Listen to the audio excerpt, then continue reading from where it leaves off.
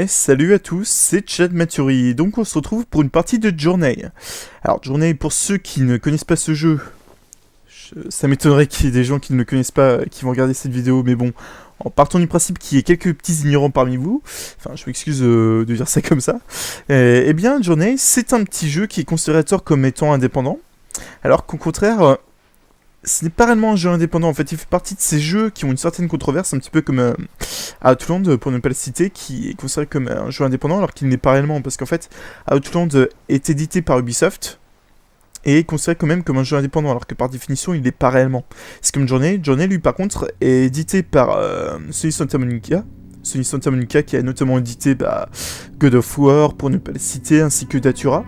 Et Datura est également considéré comme un jeu indépendant, à tort, parce que justement, il est édité par Sony Santa Monica. Et Sony Santa Monica édite justement Dead Game Company. Dead Game Company qui est un studio indépendant qui a notamment réalisé Flow et qui a du coup réalisé Journey, jeu que vous voyez. Mais ce qu'il y a, c'est que malgré l'aspect abstrait de Journey et le fait que ce soit un studio indépendant qui l'ait développé, il n'empêche que Dead Game Company est quand même édité par Sony Santa Monica. Donc du fait qu'il soit édité par une grosse entreprise, ça fait que malgré tout, on peut pas réellement le considérer comme un jeu indépendant. Et tout ça pour dire que du coup, il y a une certaine controverse autour du jeu indépendant, qui fait qu'on est en droit de se demander quel jeu est réellement indépendant ou non. Mais malgré tout, ça reste une expérience sympathique. C'est pas pour autant qu'il s'agit d'une mauvaise expérience, bien au contraire. C'est une très bonne expérience vidéoludique que nous propose Journey, justement. Mais bref, je vais vous montrer en détail quelles sont les subtilités du jeu. Alors déjà, comme vous pouvez le voir, je viens de ramasser une espèce de sphère de lumière. Cette sphère de lumière va me permettre d'allonger la petite cape que j'ai à l'arrière de mon personnage. Et cette cape va me permettre, en fonction de sa longueur, va me permettre d'exécuter des sauts qui seront plus ou moins longs en fonction de la longueur de ma cape en fait. Et ça va me permettre de stocker ces petits symboles lumineux justement qui vont me permettre d'exécuter des sauts en fonction du taux de symboles qui va me rester. Et donc comme vous l'avez compris, il suffit de ramasser ces espèces de petits tapis si je puis dire, qui me permettent justement, en contact de ma cape, de m'agrémenter en symboles lumineux qui vont me permettre justement de sauter. Parce que du coup, oui, le saut n'est pas... Enfin, normalement, je dis bien normalement, le saut n'est pas illimité justement dans le jeu. Il faut l'obtenir. Alors vous avez deux méthodes, soit vous sautez avec croix, soit vous avez un autre moyen, alors vous appuyez sur cercle, vous restez un petit moment appuyé dessus, et ça vous permet d'entrer en résonance, si je puis dire, avec ces symboles, avec ces tapis, qui me permettent justement de sauter automatiquement. Mais après rien ne m'empêche de la jouer en mode actif et d'appuyer sur croix pour aller plus vite. Et si je mets 5 croix appuyées, en fait, ça me permet aussi de planer un petit peu, même si j'ai plus de symboles. C'est-à-dire, qui dit planer dit quand même forcément atterrir au sol au bout d'un moment. C'est juste que je limite la rapidité de l'arrivée au sol. Et donc là, comme vous pouvez le voir, j'ai également quelques symboles autour de ma cape. À savoir que si vous commencez le jeu, vous n'aurez pas ces symboles. Je vais vous expliquer pourquoi. En fait, dans l'idée, c'est que ces symboles représentent le nombre de fois que j'ai fini le jeu. En fait, plus vous avez de symboles, plus ça sous-entend que vous avez fini le jeu plusieurs fois. Et donc... moi j'ai fini le jeu 4 fois, du coup je pense que c'est le nombre de symboles maximum que j'ai là. Enfin, quand vous finissez le jeu 3 fois, je crois que vous avez le nombre max de symboles. Et donc là, comme vous pouvez le voir, vous avez une certaine... quelques rubans blancs justement. Et ces rubans blancs vont me permettre d'avoir la cape blanche, que vous ne pourrez pas avoir même si vous avez fini le jeu une première fois. Enfin, vous pouvez l'avoir en ayant fini le jeu une fois, mais c'est très dur d'y arriver du premier coup. Généralement, en fait, il faut récupérer... Enfin, généralement, non, c'est pas généralement, c'est avéré. Il faut récupérer tous les petits symboles blancs que vous voyez là et que j'ai ramassés tout à l'heure. Et donc, ces symboles blancs, justement, en fait, il y en a 21, si je raconte pas n'importe quoi dans le jeu. Et ces symboles me permettent justement à la fois d'augmenter la longueur de ma cape, et en même temps, si je les ai tous, d'avoir à la fin du jeu cette cape blanche, justement. Cette cape blanche est du coup très cheatée, je vais vous expliquer pourquoi. Alors, comme vous pouvez le voir... Alors je vais vider ma cape pour vous montrer ça. Là, ma cape est vide, elle a plus de symboles, mais quand je touche le sol, avec la cape blanche, ma jauge de symboles se recharge automatiquement. Du coup, je peux faire des sauts quasiment illimités en fait. D'où le fait que je disais au début, normalement, vous avez des sauts limités justement. Et donc là, je récupère un autre symbole. Donc dans cette vidéo, je vais vous montrer un petit peu tous les secrets du jeu en fait. C'est limite un spoil, du coup, je le dis d'avance, ceux qui veulent pas être spoilés sur le jeu, ni même sur ses secrets, je vous déconseille de regarder cette vidéo. Mais si vous voulez voir quelques petits conseils, voir quelques passages secrets, voir comment trouver certains secrets dans la journée, je vous invite à rester, il n'y a pas de souci. Et donc, j'appuie sur cercle pour faire disparaître ces espèces de rubans, justement. Et donc, là apparaissent justement ces espèces de petits tapis, enfin, on va les appeler les tapis, ouais, parce que je ne saurais pas comment les décrire autrement. Donc j'avais pas forcément besoin de faire ça, mais bon, je préfère le faire pour faire genre, justement, pour vous montrer un petit peu tout ce qu'il y a à faire. Et donc, pour que l'expérience soit un peu mieux, parce que là, à la limite, je vous montre avec la cape blanche, du coup, vous allez vous dire, ouais, mais nous, on n'y arrive pas, parce qu'on est avec la cape rouge et tout. Bah, je vais faire nos problèmes, je vais prendre, justement, la cape rouge pour vous montrer plus en détail tout ce qu'il faut faire, sans avoir la cape blanche, justement. Avec la cape blanche, c'est limite trop cheaté. Mais avec la cape rouge, ça va être un autre défi. Donc là, je suis reparti. Donc c'est très limité. Ça me fait bizarre parce qu'habitude, je joue toujours en mode cape blanche, en mode paresseux poa, y a pas de souci. Mais bon. Mais donc là, ça va me faire bizarre de reprendre ces capes rouges très limitées. Ça me fait vraiment bizarre. Mais bon, c'est pour vous montrer un petit peu que c'est vraiment...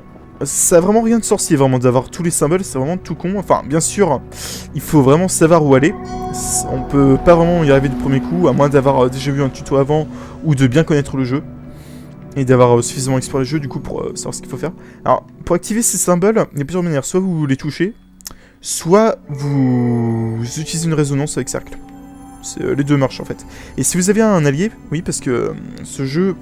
a également une petite partie multijoueur que je vais vous faire découvrir si on a la chance de rencontrer un joueur dans le jeu. Justement, si vous avez un joueur à proximité et qu'il est à côté des symboles ou qu'il les active avec les résonances, ils seront actifs même pour vous. Du coup, c'est assez pratique. Il y a une petite dimension coopérative qui est pas moche dans le jeu, c'est assez sympa. Et donc, pour revenir à cet aspect coopératif, il faut savoir que c'est plus ou moins un MMO en fait ce jeu. C'est un MMO hasardeux. Si je dis hasardeux, c'est parce que justement, vous ne pouvez pas choisir les personnes que vous rencontrez. Par exemple, si vous vous mettez d'accord avec un ami pour dire ouais, on se retrouve dans une journée, ouais, ça va être hasardeux en fait. Parce que d'une part, il faut que vous soyez à proximité d'une personne, et qu'en même temps, le jeu détecte la personne à côté de vous, et qu'elle le maintienne dans le jeu. Parce que si, admettons, vous changez de niveau, et que vous n'êtes pas à côté de la personne que vous avez rencontrée dans le jeu, vous allez être transporté dans un autre niveau, où vous aurez... pour ainsi dire peu de chance, voire aucune chance de retrouver ce monsieur que vous avez abandonné derrière vous. Ou inversement, ce monsieur qui vous a abandonné derrière vous. Mais si vous restez à proximité de lui, avec une certaine proximité, vous pourrez faire tout le jeu avec cette même personne. Vous avez même un trophée comme ça, qui vous permet justement, que vous obtenez justement, si vous êtes resté auprès d'un joueur durant tout depuis le début du jeu, et que vous avez fini l'expérience avec lui en fait. Et c'est une expérience qui se partage, vraiment, c'est à mon sens, si je devrais choisir entre le jeu en solo ou le jeu en multijoueur, je crois que c'est un joueur d'ailleurs, ce que je vois là-bas, enfin, si vous avez le choix entre le jeu en multijoueur ou le jeu en solo, je vous invite fortement à faire le jeu en multijoueur dans la limite du possible. Parce que vraiment, c'est une expérience qui est assez sympathique, qui se partage, surtout pour une première fois, vraiment, que vous commencez le jeu, c'est vraiment un partage que vous faites avec un joueur, c'est vraiment super sympa, c'est une expérience singulière, mais qui vaut le détour. Mais après, vous pouvez faire le jeu en solo, vous pouvez faire le jeu en solo, il n'y a pas de souci, mais je vous incite cordialement à faire le jeu en multi. Donc là, je vais vous montrer où trouver des symboles. Alors cette zone n'en a pas l'air, mais il y a plein de symboles ici. Alors le but de cette zone, c'est assez simple, c'est de récupérer justement toutes les bandes en fait qui vont nous permettre de reconstituer un pont artificiel. Et pour ce faire, cette petite bande au loin que vous voyez, je vais devoir rentrer en résonance avec pour reconstituer un pont. Et donc avec la cape blanche, je ne suis pas forcé de reconstituer ce pont, je vous le montrerai peut-être prochainement, mais vous pouvez vraiment l'enchaîner d'un coup sans avoir à reconstituer le pont. Mais là pour commencer, je vais vous montrer l'emplacement d'un symbole, alors déjà vous en voyez un, et le petit... l'espèce de petite aura blanche que vous avez vu sur le côté de l'écran, c'est-à-dire qu'il y a un joueur qui est pas loin en fait.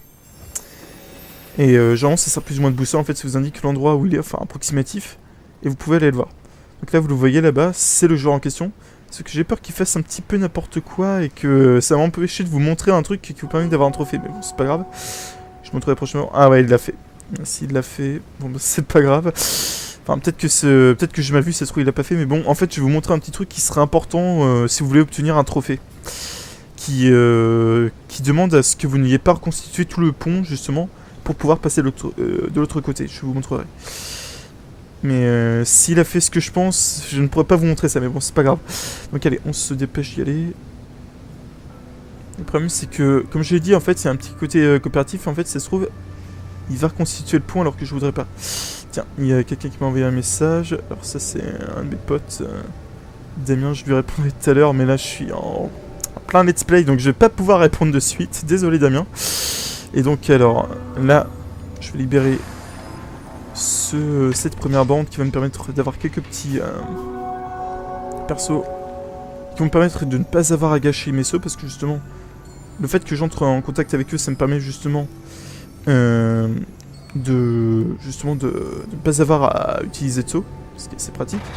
Et donc, comme vous le voyez, je suis pas obligé d'utiliser une espèce de Cantal, si je puis dire. Je peux aussi glisser sur ces bandes, justement, et ainsi je pourrais les activer, si je puis dire. Donc là, j'ai reconstitué 2 éléments du pont, sauf qu'il y a un autre élément que je vais vous montrer. Il y a une autre petite une autre petite sphère lumineuse qui se trouve là-bas. Je pense que vous la voyez. Mais c'est une petite sphère qui va nous être très pratique, parce que plus vous aurez de sphères, c'est pas seulement pour avoir la cape blanche, c'est aussi pour y rester plus facilement dans le jeu, en fait. Parce que, comme je l'ai dit, plus votre cape sera longue grâce à ces symboles lumineux, plus vous pourrez faire de sauts avec une longueur assez intéressante. Donc là, ça va être intéressant pour moi d'avoir tous ces symboles, en fait. Et ça va me permettre aussi de vous montrer un petit peu les emplacements cachés de tous ces symboles. Alors, il y en a un qui est assez dur à trouver ici, je vais vous le montrer tout de suite. Je sais pas si je vais avoir ce qu'il faut pour y arriver, mais bon, je pense que normalement ça devrait le faire. Je pense que... Je sais plus comment on fait le faire avec le rouge, enfin avec les capes rouges. Il me semble que j'entrais en contact avec ces petits tapis, justement. On va voir ça, je suis pas sûr, mais bon, on va essayer quand même. Alors là, je vais éviter d'utiliser trop de sauts parce que sinon ça va être chaud. Voilà. On a libéré une nouvelle bande de tissu. Donc là, comme vous le voyez, il y a un symbole lumineux juste ici. Ouais, j'essaie de monter, mais sauf que le personnage a l'air un petit peu capricieux. Ah voilà, c'est bon. Donc j'essaie d'avoir une certaine hauteur pour avoir un petit peu d'élan. Donc là, je vais utiliser quand même mon saut pour pouvoir avoir un autre symbole lumineux. Donc ça, c'était un symbole qui était assez dur à trouver. Moi, j'ai mis un peu de temps avant de le trouver, mais bon. Quand vous avez l'habitude, après, vous savez d'avance où il est. C'est pas trop dur à trouver, mais bon. C'est quand même... Enfin, là, forcément, je vous montre la vidéo. Pour vous, c'est simple, mais en fait, la première fois, vraiment, on pense pas trop à se rendre là-bas, quoi. Enfin, on le remarque, mais on n'a pas forcément... on sait pas forcément comment y aller, ou alors on le remarque pas du tout, quoi. C'est un petit détail, mais bon. Alors, attendez. Je vais repasser par là. Bon, je vais quand même utiliser un saut, vu qu'il y a des espèces de petits tapis à côté, donc ça va passer. Ah ouais, non, il a reconstitué le pont, ça c'est chiant. Je vais pas pouvoir vous montrer comment on aurait pu faire pour passer sans le pont. En fait, mon idée c'est que c'est très simple, en fait, il y avait juste... Enfin, je vous montrerai tout à l'heure. En fait, mon idée c'est que vous avez 2 bandes de tissu. Non, vous avez qu'une bande, je suis débile.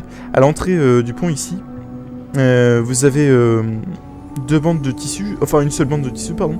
Et ces bandes de tissu, vous pouvez ne pas la compléter, mais pour ça il suffit juste que vous entriez en résidence, que vous utilisiez un saut, pour pouvoir arriver un petit peu vers le milieu de la bande, sans pour autant toucher le début de la bande, justement.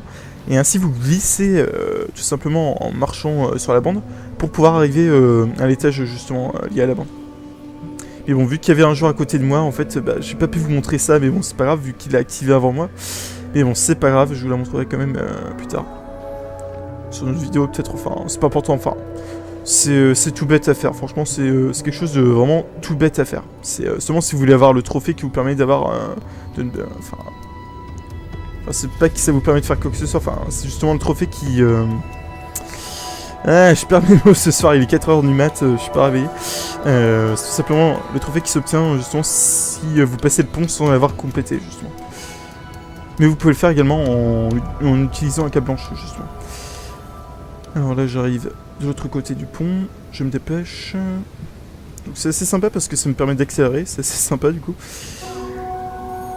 Et donc là, je crois que le joueur est passé avant moi, du coup, je pourrais pas le retrouver. Attendez, à moins qu'il soit derrière moi, j'ai vu une petite aura blanche derrière moi. Non, il est pas derrière. Bon bah tant pis. Ok, je réactive tous les symboles parce que je sais pas tous activer. Voilà. Donc là, de nouveau, une espèce d'apparition. En fait, dans l'idée, c'est que je pense que c'est plus ou moins des... enfin, je sais pas comment on peut les appeler. On peut les appeler plus ou moins des bédouins, en fait. Vous savez, c'est ces voyageurs du désert en tenue intégrale, en fait, qui font des sortes de pèlerinages ou qui sont tout simplement... comment dire, c'est tout simplement un peuple nomade, si je puis dire. Donc on voit plus ou moins des espèces de bédouins célestes, en fait. Je pense que c'est ceux qui... Enfin, sans aucune affirmation, je pense que c'est ceux qui ont accompli tellement de pèlerinages et qu'au final ils ont accès à une certaine sagesse. Et donc au final, quand on a la cape blanche, en fait, je pense qu'on est plus ou moins considéré comme l'un de ces bédouins, en fait. Mais bref. Alors du coup... Là, on va pénétrer dans une espèce de désert au sable rouge, justement. Là, on avait un sable plus ou moins doré. Là, on va avoir un sable rouge.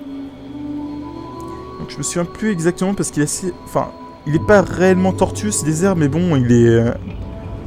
pas très vaste non plus, mais un petit peu quand même. Et il y a certains secrets que je vais vous montrer là-bas, mais... Enfin, bref. Tout ça pour dire que... je suis pas sûr de trouver tous les symboles là-bas, mais bon, on va essayer quand même. Je vais faire un petit tour quand même, mais bon, je suis pas sûr de tous les trouver. Parce que ça fait un moment que j'ai pas fait le jeu, mais bon, je sais approximativement où sont tous les symboles, mais dans le désert, justement, vu que c'est un petit peu tortueux, je suis pas sûr de tous les trouver, mais bon, on va essayer. Et je vais vous montrer aussi l'emplacement d'un secret du jeu aussi, qui est dans ce désert, qui vous permet aussi d'avoir un trophée, qui permet d'avoir justement le trophée de la fleur du désert. Alors moi, je suis pas un collectionneur de trophées à la base, mais bon, pour ceux qui sont collectionneurs de trophées, je pense que ça peut vous intéresser. Et donc là, on arrive dans ce magnifique désert au sable rouge. Vraiment poétique. Mais ne vous inquiétez pas, en fait, un truc que les gens ne savent pas forcément quand ils n'ont pas encore commencé de journée, c'est que c'est pas juste un jeu qui se passe dans le désert. Il n'y a pas que le désert, c'est d'ailleurs juste le début du jeu. Mais par la suite, en fait, vous allez avoir aussi accès à plus ou moins un monde sous-marin. Vous allez avoir aussi accès à une montagne enneigée. Enfin, vous allez voir, c'est assez varié, c'est assez sympa. Donc là, on va se diriger tout de suite vers la droite. Je me souviens bien, c'est le meilleur moyen pour se rendre vers la fleur. Alors je vous préviens, c'est vraiment approximatif, je sais juste qu'elle est vers l'est. Je vais aussi en profiter pour vous montrer un autre élément du jeu qui va vous permettre de vous aider à vous orienter dans le jeu aussi. Vous allez voir si j'arrive à proximité enfin, du bout de la carte. Mais généralement quand vous êtes au bout de la carte, vous avez un espèce de mouvement de vent justement. Vous allez avoir du vent qui va vous propulser plus ou moins en arrière en fait. Et ça sous-entend que vous êtes oula, je bafouille. Ça sous-entend que vous êtes à l'extrémité de la carte en fait. Du coup ça va vous permettre de vous orienter en fait, de savoir un petit peu quel est le contour de la carte et comme ça vous saurez un peu plus facilement où vous pouvez vous rendre ou non. Mais généralement quand vous sentez que vous êtes pas loin de l'extrémité de la carte, vous entendez un petit bruit de vent justement assez lointain en fait, assez profond. Donc là je suis pas à l'extrémité justement, loin de là, et là je vois un petit symbole là-bas, je vais aller le chercher. Allez on se dépêche. Et donc là vous avez une autre petite bande de tapis, si je puis dire, enfin de tapisserie. Et donc là on active plus ou moins une sorte de cerf-volant en fait, qui me permet aussi de recharger en fait notre barre de symboles. Donc là je viens de récupérer un autre symbole, donc après je vais suivre ce petit cerf-volant. Ok, je me dépêche. Mais je sais que la fleur du désert est pas trop loin d'ici. Faut que je recherche un petit peu autour de moi, mais il me semble qu'elle est pas trop loin. Alors, on va voir ça. Non, c'est pas par là. Oula, je m'excuse pour le screamer visuel. Non, je pense que je me dirige un peu trop vers l'extrémité de la carte. Ouais, quand vous voyez des mouvements sur le sable comme ça et que vous entendez un petit bruit, c'est vrai que vous êtes pas loin de l'extrémité de la carte, justement. C'est quand il y a du vent, justement, que vous êtes à l'extrémité. Donc là, où est-ce qu'elle est cette petite fleur là? Je sais pas du tout où elle est. C'est le petit cerf-volant. Donc là, je cherche la fleur. Je sais qu'elle est pas loin d'ici, mais faut que je la trouve. C'est pas forcément chose gagnée. Mais après, il y a un autre truc particulier à savoir, c'est que votre fleur ne sera pas forcément considérée comme découverte si vous êtes juste à côté. Il faut que vous entriez en résonance avec cercle, justement. Ok, je me dépêche. Il me semble qu'il est de l'autre côté de ce petit tas, justement. Ouais, j'appuie sur croix pour aller plus vite. Ouais, voilà, j'ai trouvé la fleur. ce que je disais. Donc allez, je vous montre ça. En fait, dans l'idée, c'est que quand vous êtes à côté de la fleur, ça suffit pas. Il faut que vous entriez en résonance avec cercle, comme ça. Et après, vous obtenez le trophée. Donc, je vais revoir un cerf-volant parce que là, j'ai pas beaucoup de points de saut. Mais il me semble qu'il y a encore 2 autres symboles à trouver. Il y en a un qui vous apparaîtra comme une espèce d'étoile filante qui va atterrir sur une structure en ruine, justement. Et il y en a un autre qui est justement près de ruine, justement. Alors, attendez. Je suis pas sûr que ce soit... comment dire, que ce soit l'endroit où il y a l'une de ces... comment dire, l'un de ces symboles lumineux, justement, mais... je pense que je suis pas loin d'une autre... enfin, d'un autre champ de ruine. Comme je vous le dis, je connais qu'approximativement le désert rouge. Hein. C'est la partie du jeu que je connais le moins bien. Mais... c'est tout simplement parce que j'ai pas beaucoup... enfin, je n'ai pas beaucoup exploré cette carte, en fait. C'est vraiment une zone... pas réellement tortueuse, mais un petit peu... énervante, si je puis dire, pour moi. Je sais même pas pourquoi elle est énervante, en fait.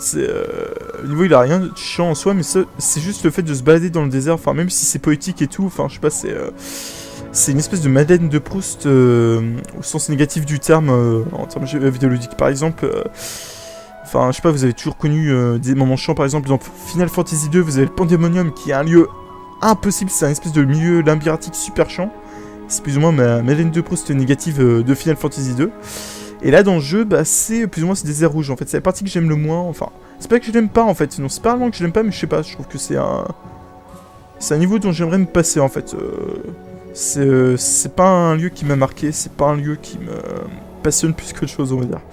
Donc alors, là, je vais reprendre une bande de tissu, voilà. Et normalement, il va y avoir un autre cerf-volant qui va apparaître. Voilà. Donc là, il y a aussi une petite fresque que je vais activer. Voilà. Sympathique. Oui, parce que vous pouvez aussi découvrir des hiéroglyphes, en fait, dans le jeu. Mais les hiéroglyphes, je les ai pas tous découverts. Enfin, je crois pas les avoir tous découverts. C'est un truc qui manque. C'est la dernière chose qui me reste à faire dans le jeu. Et puis après, j'aurai plus ou moins entièrement fini le jeu. Mais bref, attends, il faut que je trouve les ruines avant ça. Oh, purée. Alors, quand je vous dis que j'aime pas trop ce niveau, c'est vraiment le cas, quoi. Franchement, c'est assez tortueux. Je sais pas trop où faut passer à chaque fois. C'est le bazar, quoi. Mais bref, tout ça pour dire que dans cette zone, si vous cherchez bien, vous allez trouver 3 symboles lumineux. Mais moi, ça me fait suer de les chercher. Parce que je vous dis, je ne suis pas un grand fan de cette zone du jeu. Bon, c'est peut-être là-bas, mais bon, je pense que ça me ralentir plus que de chose si j'essaie d'y aller. Donc non, je vais pas faire le grand chemin là-bas, ça me fait un peu suer. J'ai pas le cœur à ça, donc allez, on va se diriger vers ces montagnes là-bas. Et on va ainsi se diriger vers des ruines en proie à une tempête de sable. Ok, allez, je me dépêche. Attendez, on va clairement utiliser le saut vu que on a nos amis les cerfs-volants qui vont nous recharger dans tous les cas, donc ça va passer. Enfin, s'ils sont à proximité de moi, mais sauf que ça risque de ne pas forcément être le cas. Ah, je crois que, ouais, il y a une fresque ici, ça c'est une certitude, mais il me semble qu'il y a aussi un symbole qui va apparaître ici, si je raconte pas n'importe quoi. Ok, on va voir ça. Ouais, non, c'est pas ici qu'il y a le symbole dont je vous ai parlé, mais bon, c'est pas grave, je vous montre au moins la fresque. Voilà, une première fresque, enfin une deuxième fresque, si je puis dire. Ok, allez, on va voir le cerf-volant, qui nous recharge partiellement notre cap parce qu'il manque un petit bout, mais bon, c'est pas grave. Là, on est reparti. Je vais aller en volant, comme ça, voilà. Ça me permettra d'aller un peu plus vite. C'est chiant parce que j'aimerais bien... Enfin, une partie de moi qui aimerait bien retrouver les autres symboles lumineux. Et une autre partie de moi qui me dit non, ça me fait chier, quoi. J'aime pas trop cette zone, du coup, je dis non, c'est pas grave, on peut s'en passer. Bref, vous avez compris, il y a 2 autres symboles à trouver. Je vous laisserai vous débrouiller. Et donc, là, je vais me diriger vers cette montagne, justement. En fait, ouais, le point de repère, en fait, en général, c'est surtout cette montagne. Ah oui, non, je m'en souviens, voilà. Vous avez ce symbole qui vient d'apparaître, et vous avez, justement... l'autre symbole qui est tout là-bas. Je vous inviterai à suivre l'étoile filante, mais moi je le ferai pas parce que ça me fait suer. Oui, je suis en mode paresseux aujourd'hui. Chaîne Maturity est en mode paresseux. Donc allez, je monte par ici. J'entre en résonance avec ces petits messieurs qui vont me permettre de voler un peu plus. Et je vais activer carrément ma cape Parce que ça suffit pas, voilà, j'ai pas assez d'élan. Voilà, c'est bon. Là, j'ai récupéré un petit symbole, sympathique. Et donc, on continue vers cette montagne en suivant le cerf-volant. Enfin. Comme vous pouvez le voir, c'est... au début, c'est assez vide, en fait. C'est un monde rempli tout en étant vide à la fois, en fait. C'est assez paradoxal, en fait. Mais après, vous allez voir qu'il va y avoir un certain nombre de variétés dans ce jeu. Vous allez voir notamment une course en cerf-volant. Vous allez avoir aussi des moments d'infiltration. Oui, il y a de l'infiltration dans le jeu, si je puis dire. Parce que oui, vous avez des antagonistes dans ce jeu. Vous ne pouvez pas les combattre, mais vous avez des antagonistes que vous allez devoir éviter. Et vous allez avoir d'autres moments d'action. Je vous montrerai ça. Et je vous montrerai aussi des petites astuces pour passer un peu plus simplement certaines zones. Mais bref, alors je vais passer cette zone malgré le vent qui me pousse... qui essaie de me pousser en dehors de l'endroit vers lequel je veux me rendre. Voilà. Donc là, je vais carrément utiliser un petit peu de la cape, voilà, pour passer, voilà. Et là, je vais passer de l'autre côté. Alors, je sais pas si je vais avoir assez, parce que là, j'ai pas ma barre de bien remplie. Ouais, non, ça va pas suffire. Ça a pas suffi. Désolé. Donc c'est pas grave, je vais repasser par les vestiaires messieurs, si je puis dire. Je vais repasser par là, du coup. Alors, attends, je vais voir un cerf-volant, parce que... vu que j'ai pas de saut, il faudrait qu'il y en ait un qui vienne me voir, mais sauf que je crois pas qu'il m'ait vu. Je vais faire la comptabilité pour voir s'ils vont venir. Non, ils viennent pas, tant pis. Allez, je vais passer par là. Mais ça me fait suer, franchement ça me fait suer. Si j'avais gardé un petit peu plus de symboles, ça aurait passé crème, mais là ça n'a pas passé crème du tout. Ah, un petit monsieur qui est bloqué. Voilà, je l'ai libéré. D'autres monsieur, voilà. Si vous pouvez m'aider, c'est sympa. Ouais, parce que, en fait, ce qui est sympa, c'est que vous avez une certaine entraide aussi avec les personnages que vous allez rencontrer dans le jeu. Ne serait-ce qu'entre les petits boutissiers ainsi qu'avec les servants en fait. Si vous entrez bien en résidence avec eux, ils peuvent vous faire voler jusqu'à une zone, une certaine zone du jeu. Et pareil pour les petits tapis, si je peux dire. Et du coup, tout ça pour dire que du coup, le jeu n'est pas très dur, franchement. C'est pas un jeu qui se veut dur, mais c'est pas non plus un jeu très simple en fait. Il faut quand même réfléchir un petit peu, mais c'est rien de très compliqué. Franchement, c'est un jeu qui se fait avec patience. C'est un jeu qui se savoure, qui est mieux avec une partie coopérative. C'est dommage qu'il n'y ait pas d'autres gens, d'autres joueurs pour que je vous montre un petit peu ce que vaut la partie en coopération. Mais c'est un jeu qui est fait pour être fait en coopération, ça c'est sûr. Alors je vais vous montrer un autre symbole qui est un petit peu caché, qui est juste ici. Voilà. Un autre symbole. Je vais éviter d'activer le saut parce que sinon je vais être en manque après, ça va être un petit peu désavantageux pour moi. Donc là j'arrive tout au-dessus, je vais arriver vers un autre lieu de recueil. Alors, je vais me recueillir juste en face de cette statue, voilà. Et donc on va avoir une autre vision.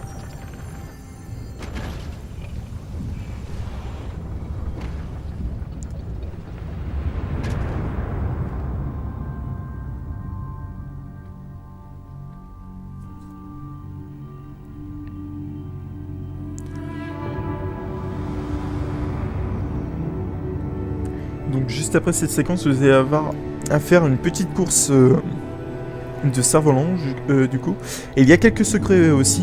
Il y a notamment, comme je l'ai dit, des symboles lumineux à ramasser. Mais vous avez également un autre défi qui est de passer entre des piliers. Je vais vous montrer ça. Mais ça vous permet du coup, d'une part, de récupérer les symboles lumineux et en même temps d'avoir le trophée qui vous permet justement d'avoir l'accomplissement d'être passé entre, je crois que c'est 15 ou 20...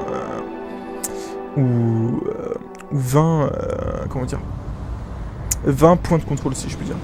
Enfin, vous voyez, c'est que... Je vais vous montrer ça, en fait. Vous voyez, c'est qu'il faut que vous passiez entre deux piliers, justement. Et en fait, il faut que vous en loupiez pas... faut que vous évitiez d'en louper 15, en fait. Je crois que c'est 15 ou 20, je sais plus. Enfin, un certain nombre de points de contrôle. Je vais vous montrer ça. Donc là, on va voir notre petit cerf-volant. On va rentrer en contact avec lui. Voilà, bonjour. Et donc, on est parti pour cette petite course. Alors, je pense que je vais me viander, mais bon, c'est pas grave. On va essayer quand même. Ça va me permettre, du coup, de vous montrer un petit peu les difficultés du truc. Mais bon, je pense que je vais m'en sortir si je m'y prends pas trop mal, mais bon. Mais, cela dit, vous avez pas un itinéraire précis à apprendre, en fait. Vous avez plusieurs manières différentes de passer pour passer ces points de contrôle justement, mais vous avez quand même un certain itinéraire à avoir quand même. Je vais vous montrer ça. Donc là, je suis passé entre l'un de ces points de contrôle. Là, je vais passer entre le deuxième. Voilà. Là, je vais passer par le troisième. Sauf qu'en fait, voilà, j'ai fait le truc piégeux. Je vous ai montré ce que ça faisait. En fait, faut pas passer par cette espèce de petit ponton que je vous ai montré parce que du coup, ça vous fait sauter, vous manquez le point de contrôle du coup. Voilà, une des erreurs. Et donc là, je vous ai montré un petit passage qui vous permet du coup d'avoir un autre symbole lumineux. Là, un autre point de contrôle à ne pas louper, voilà. Là, en fait, on dit c'est que le mieux, c'est d'éviter justement les espèces de petits tremplins justement, parce que c'est, en fait, c'est un petit truc piégeux justement qui vous empêche d'avoir accès à tous les points de contrôle en fait. Donc là, juste après, vous avez l'impression que c'est une cinématique, mais en fait pas du tout. Vous pouvez encore jouer, et là en fait, je vous invite à appuyer sur croix pour faire un petit peu de saut pour pouvoir passer juste ici. Enfin, pour faire un petit saut léger justement qui va vous permettre d'avoir accès à ce petit symbole. Et donc après, vous passez de l'autre côté là-bas. Et on est reparti pour une autre course. Et on va essayer de repasser derrière, entre les points de contrôle. Donc là, ne prenez pas le troisième, prenez juste les deux premiers points de contrôle que vous voyez ici. Après, je vous invite à tourner à droite pour récupérer une autre sphère lumineuse. Je vais vous montrer comment la voir. Alors déjà, vous prenez l'autre point de contrôle ici. Voilà, voilà. En fait, généralement, on vous invite à appuyer sur la touche du bas pour reculer, sauf qu'en fait, lorsque vous appuyez sur la touche du bas, alors j'ai fait n'importe quoi, je vous ai montré ce que ça faisait. Le personnage est vraiment, vraiment une maniabilité pourrie, je vous le dis tout de suite. Du coup, je vous invite vraiment à le faire en mode normal en fait, à y aller normalement. Donc là, vous repassez ici pour avoir le point de contrôle et vous avez obtenu le symbole lumineux en même temps. Ça, c'est sympa. Mais bref, c'est pour dire que quand vous appuyez sur la touche du bas, c'est pas du tout maniable. En fait, vous avez plus passer votre temps à manquer des points de contrôle plus qu'autre chose. Donc je vous invite à le faire en vitesse normale en fait. Vraiment, ça sert à rien de le ralentir à part vous faire l'idée fausse que vous allez avoir plus de chances de les prendre. Donc franchement, tout ce que je peux vous dire, c'est comme je l'ai dit, faites-le à vitesse normale ce niveau. Franchement, il est pas dur, il est pas trop compliqué en soi. Faut juste savoir par où passer et avoir un petit brin de méthode si je puis dire. Donc la claque visuelle. Vous avez affaire à un super panorama avec ce sable doré qui reflète justement ce soleil qui nous est présenté par-delà la montagne. C'est vraiment super beau. C'est là qu'on se dit que ouais, la balade dans le sable, en fait, elle valait son pesant de gros sel. Donc là, on est reparti. Donc là, vous pouvez prendre les tremplins, il n'y a pas de souci. Là, il n'y a plus de points de contrôle, là, vous les avez tous passés. Et vous avez normalement ramassé tous les symboles lumineux dont je vous ai parlé. Donc là, on est reparti.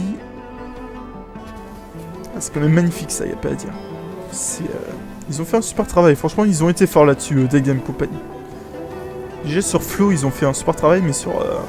Enfin, un super travail, j'exagère, mais bon, un travail remarquable quand même. Mais sur Journée, vraiment, ils ont fait fort. Ils ont fait fort. Donc là, on va arriver dans les profondeurs, je vais vous montrer une autre sphère lumineuse. Donc là, pour commencer... Attendez, j'ai cru voir un truc, je pensais que c'était un joueur, mais non, c'est pas un joueur, bon, c'est pas grave. Donc là, on va se recueillir de nouveau. C'est dommage, on croise pas beaucoup de joueurs en fait, on a croisé un, mais sauf qu'il nous a bloqué plus que de choses dans ce que je voulais vous montrer, mais bon, c'est pas grave. Donc allez, on est reparti. Je vais entrer en résonance avec ces petits piliers, et donc on se recueille de nouveau sur une statue, enfin, auprès d'une statue.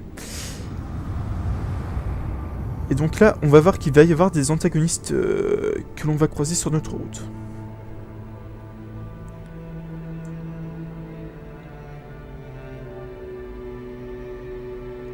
Un point fort aussi, mais qui a été souligné par la mission Afterbeat, c'est que le site est vraiment super sympa, elle accompagne vraiment super bien l'expérience du jeu. C'est vraiment super sympa. Et donc... En fait, à chaque fois que vous voyez une cinématique, en fait, ça vous montre plus ou moins une représentation de ce que vous allez devoir faire par la suite, en fait. Vous voyez ce que vous avez fait et vous voyez ce que vous allez devoir faire, en fait. À chaque fois, vous voyez plus ou moins une sorte de petite vision de l'avenir, en fait. Et donc là, ce que vous voyez, ce sont les ennemis imagés que vous allez devoir éviter, si je puis dire, parce que vous ne pouvez pas les affronter. Et donc ces ennemis, en fait, on ne sait pas trop si c'est une espèce de... Enfin, j'ai une amie qui pensait que c'était une race extraterrestre, enfin, ou des aliens, enfin... des cyborgs extraterrestres justement, et je pense que ils sont propres à ce monde en fait, c'est juste qu'ils ont des vaisseaux parce qu'ils sont un peu plus évolués que ces espèces de petits bédouins tout simplement. Donc là, je suis parti pour rentrer dans les profondeurs, qui est un lieu assez sympa, franchement, c'est un lieu que j'aime bien. C'est un lieu reposant, franchement. Alors là, ça sauvegarde parce que je suis passé dans une nouvelle zone. Mais en soi, le jeu, il est pas très long en fait. Concrètement, si vous connaissez bien le jeu, je pense que vous pouvez le faire en 1 heure, voire moins d'1 heure. Mais si vous connaissez pas du tout le jeu, je pense que... Enfin, là forcément, vu que vous avez vu ce let's play, je pense que vous allez le finir assez vite. Mais si vous connaissez pas le jeu, je pense que le temps que vous réfléchissiez, parce que ça m'a pas l'air, mais on pense pas forcément à tout ce que je viens de vous montrer lorsque vous arrivez pour la première fois sur le jeu. Concrètement, ça prend un petit bout de temps, ça peut prendre 1 heure et demie, voire 2 heures, mais grand maximum quoi. Mais malgré le temps que ça dure, ça reste une expérience vraiment sympathique. C'est pas un jeu qui se fait pour sa durée, c'est un jeu qui se fait pour l'expérience que le jeu propose. Au-delà de l'expérience aussi, il a un côté... Enfin... Comment dire un côté? Non, c'est pas vraiment un côté, mais comment dire... Il se renouvelle bien en fait. Disons que c'est un jeu qui est fait pour être refait, pour être fini de nouveau en fait. Il se refait facilement et on a l'impression qu'il est destiné à ça en fait. Qu'il est destiné à se refaire progressivement en fait. Ne serait-ce que pour avoir tous les symboles autour de sa cape. Mais en même temps pour... par le fait que justement c'est une expérience magique, vraiment, quand vous avez la manette en main, vraiment vous le ressentez, vraiment, c'est une expérience vidéoludique qui est à faire, franchement. Alors du coup, je vais vous montrer un autre petit secret du jeu, justement. Si vous passez par dessous, vous ne pourrez pas passer pour obtenir ce petit symbole que vous voyez là-bas. Mais si vous passez de l'autre côté... Ah, je crois qu'il y a un joueur derrière moi. Non, bon. J'avais cru qu'il y avait un petit symbole, mais bon. Donc si vous passez par-dessus, vous arrivez sur la plateforme qui va vous permettre ensuite de passer par ce petit tunnel qui vous permet d'avoir un autre symbole lumineux. Un symbole que vous voyez pas forcément quand vous commencez le jeu pour la première fois. Et que vous n'avez pas eu le let's play au préalable, mais bon. Donc là j'ai vu une petite symbole... ouais, c'est bien ce qui me semblait, j'ai vu un petit symbole lumineux, donc ça veut dire qu'il y a un joueur derrière. Le petit symbole que vous avez vu, c'était un joueur.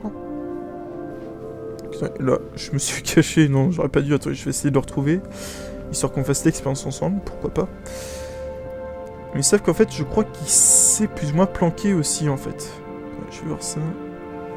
Ouais, non, je sais pas où il est passé, bon, c'est pas grave, on n'a pas forcément besoin de lui pour finir le jeu, mais bon, c'est toujours sympathique d'avoir un petit allié avec soi. Ça permet aussi de partager plus ou moins ses expériences, ou alors au contraire d'apprendre. Moi, par exemple, tout ce que j'ai appris, je l'ai... enfin, pas tout, bien évidemment, mais il y a une bonne partie que j'ai appris grâce à des joueurs, notamment les emplacements de certains secrets, ou encore certaines techniques pour éviter certains monstres, enfin je vous montrerai. Mais bref, c'est un jeu qui est fait pour être partagé, vraiment. C'est un jeu qui a un bon mode multijoueur, même s'il est hasardeux. Mais c'est justement ça qui est sympa en fait, le fait que qu'on choisisse pas les personnes qu'on rencontre, c'est d'une dimension hasardeuse qui rend l'expérience magique justement. C'est le hasard d'une rencontre en fait. Ah, Damien s'est déconnecté. Donc là, ce que vous voyez, c'est que quand vous êtes dans ces espèces de petits tapis blancs, enfin tapis rouges je veux dire, vous pouvez pas descendre en fait, alors qu'il y a un symbole qui va nous intéresser. Mais à chaque fois vous pouvez pas descendre, donc c'est pas grave. Si vous êtes bloqué comme ça, je vous invite à appuyer sur pause. Vous attendez genre 2 secondes, voilà, donc là c'est bon. Et ah non, ça l'a pas fait. Donc attendez, je vais recommencer, je me suis un peu fail, je m'en excuse. J'appuie sur pause 3 secondes, là du coup, ça va passer. Et donc là, ça fait que du coup, quand vous appuyez sur pause, votre personnage s'assoit. Et il va du coup descendre ces petits symboles que vous avez vus. C'est tout con, hein, ça prend même pas 3 secondes. Ça vous évite de repasser par l'arrière. Et donc là, je récupère ce petit symbole. Et donc, je vais repasser par ici. Tiens, j'ai vu le joueur. Là, il est parti récupérer son symbole, je crois. Bah, pire, je vais l'attendre, histoire de faire l'expérience avec lui, pourquoi pas. Mais je pense qu'il a envie de jouer solo, parce que dès qu'il m'a vu, en fait, je l'ai pas vu se diriger vers moi. Il avait pas l'air d'être forcément emballé par l'idée de faire l'expérience à deux, en fait. Mais bon. Je l'attends quand même, mais... Ouais, non. Ouais, non, je pense que vu comment qu'il... Enfin, vu le temps qu'il met à attendre... Ah, attendez, j'ai vu un petit... Une petite aura là-bas. Ouais, non. Non, je pense que vu le temps qu'il met à... Vu le temps qu'il m'a vu, en fait, à mon avis, c'est qu'il se planque, en fait, il a pas envie de faire l'expérience à deux, en fait. Généralement, je pense qu'il a déjà fait le jeu, en fait, et il sait ce que ça peut faire. Donc là, je le comprends, c'est ce qui m'est arrivé, enfin, ça m'est arrivé de faire ça aussi. Sauf quand il y avait des joueurs qui voulaient vraiment faire une partie, bon, j'ai pu leur dire non, je me suis dit, bon, allez, on va se lancer à deux, y a pas de souci. Et bref, là je vais vous montrer comment avoir un autre symbole. Donc là il suffit de prendre la méduse que vous voyez ici, enfin plus ou moins une espèce de méduse. Donc là, je vous invite à appuyer sur croix, et donc là vous obtenez un autre petit symbole, ce qui est toujours sympathique. Et donc là, on arrive de l'autre côté, et là on va découvrir un élément plus ou moins hostile du jeu. Donc on va rencontrer nos premiers antagonistes. Je me rends compte que là je mets 40 minutes à faire cette vidéo là, alors que normalement là cette partie je l'ai fait en même pas 20 minutes, c'est le temps de parler je pense et de vous montrer un petit peu tous les secrets du jeu. Mais bon, je pense que vraiment en 1h30 elle sera bouclée cette vidéo. Ça durera pas longtemps, franchement l'expérience d'une journée comme je l'ai dit elle dure pas très longtemps. Mais le peu de temps que ça dure c'est vraiment super sympa.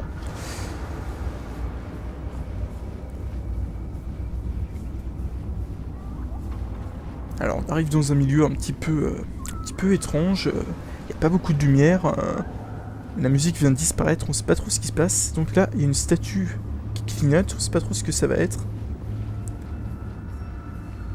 Et donc là si on se rapproche un peu trop, voilà, on voit l'antagoniste qui s'incarne devant nous. Et du coup on va reculer un petit peu, parce qu'en fait comme vous avez pu le voir, il a un espèce de projecteur en fait au niveau de son œil. Et si on tombe dans la zone de son projo, si je puis dire, on se fait plus ou moins propulser par cette créature et on perd une partie de la longueur de notre cape justement. Ce qui va être un petit peu chiant parce que du coup ça fait qu'on perd nos capacités de saut, ce qui est un petit peu énervant pour l'expérience par la suite en fait. Donc ce que je vous invite à faire c'est tout simplement de longer les bordures en fait et d'éviter au maximum ces créatures, à moins que vous n'ayez une petite envie masochiste de faire expérience en ayant une très faible capacité de saut justement. Donc là j'arrive en face de mon premier ennemi, donc là je vais attendre qu'il passe parce que si je me souviens bien il va faire le tour et revenir par ici, donc là je vais rester plus ou moins en arrière, en retrait. Non, il passe par derrière, c'est pas grave. Là, je vais passer par ici.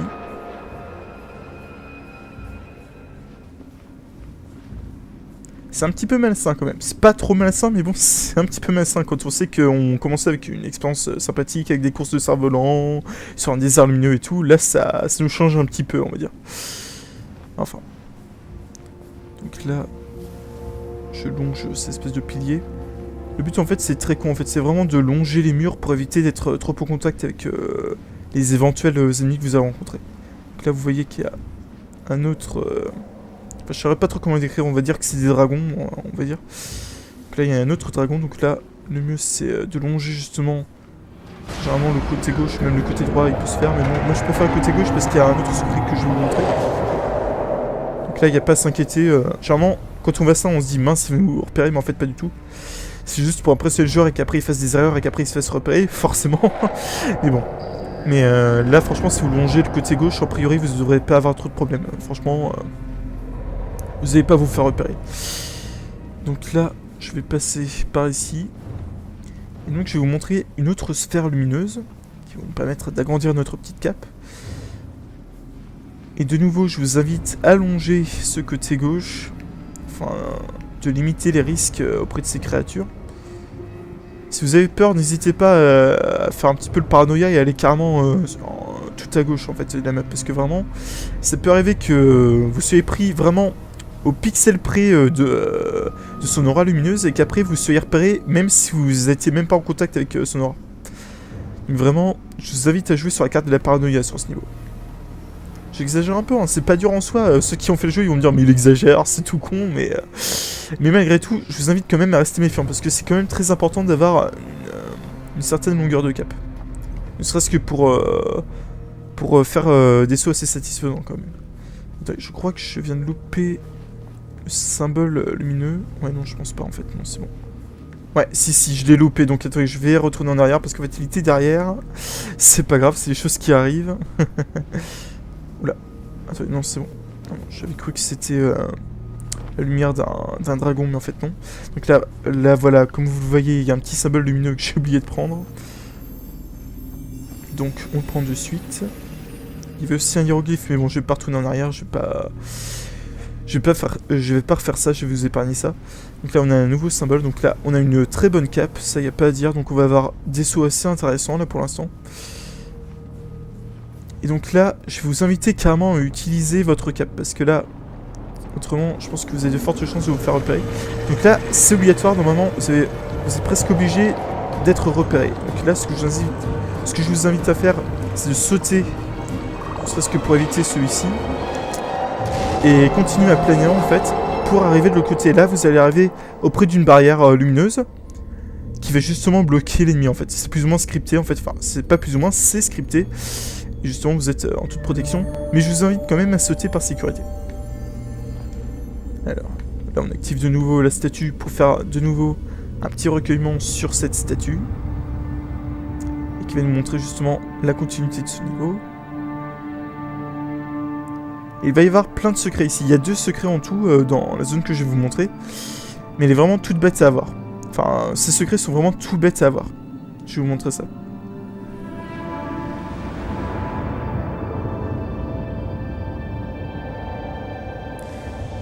Alors on a de nouveau une fresque qui va nous montrer ce qu'on a fait, ce qu'on va par la suite faire.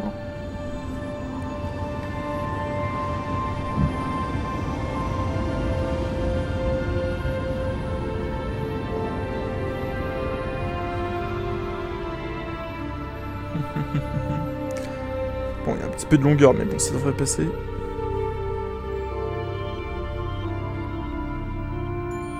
Alors là, on voit notre personnage au sommet d'une espèce de pas vraiment de montagne, mais bon, une petite colline, si je puis dire. Donc là, on va passer dans un niveau assez sympa. Et comme je l'ai dit, qu'il y a 2 secrets assez intéressants, mais qui sont assez durs à trouver au début. Mais que je vais quand même vous montrer.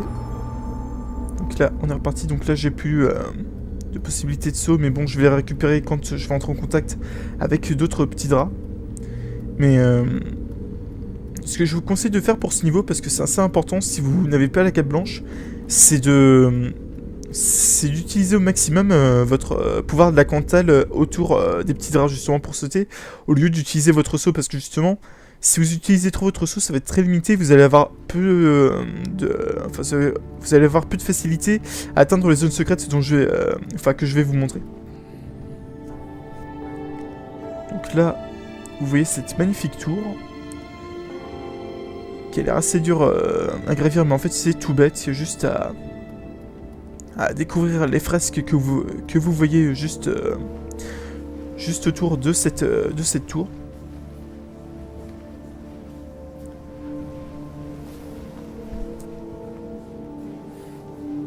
Et après vous allez avoir, comme je l'ai dit, des espèces de petits draps justement qui vont... ces petits draps qui vont vous permettre, si vous appuyez sur cercle, de ne pas avoir à gâcher des sauts, ce qui va être assez avantageux. Donc là, j'utilise la Cantalise, voilà, la Cantal.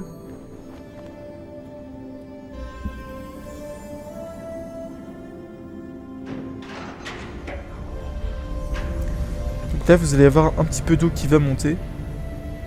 Et quand vous êtes dans l'eau, en fait, votre jauge de symbole est rechargée à fond, en fait. Vous pouvez spammer le saut, il n'y a pas de souci. Mais dès que vous regagnez la surface, en fait, vous avez un saut limité. C'est pas grave, il suffit que vous utilisez la Cantal, et puis voilà, vous arrivez un petit peu au bout. Vous n'avez même pas besoin d'utiliser le saut, vraiment, ça se fait tout seul. Comme je vous l'ai dit, utilisez la Cantal, ça vous permet d'éviter de gâcher des sauts. Et comme ça, vous arrivez de plateforme en plateforme. Attendez, d'abord, je vais vous montrer aussi un autre symbole que j'ai oublié de vous montrer. Voilà. Donc on a le symbole. On va replonger pour éviter d'avoir à gâcher un saut, ce qui va être assez sympa. Voilà. On réutilise la Cantal.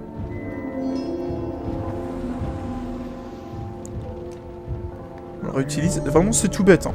Ça vous évite de gâcher un saut si vous n'avez pas la cape blanche. Et en plus, ça permet d'arriver un peu plus vite que si vous utilisez un saut, parce que le saut est un petit peu plus long que si vous utilisez la Cantal avec beaucoup de symboles.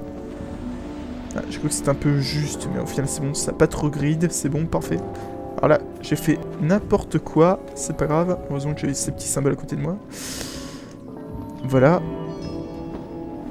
Et donc là, je vais vous montrer un premier secret de ce niveau. Donc là, on active la fresque, comme normal.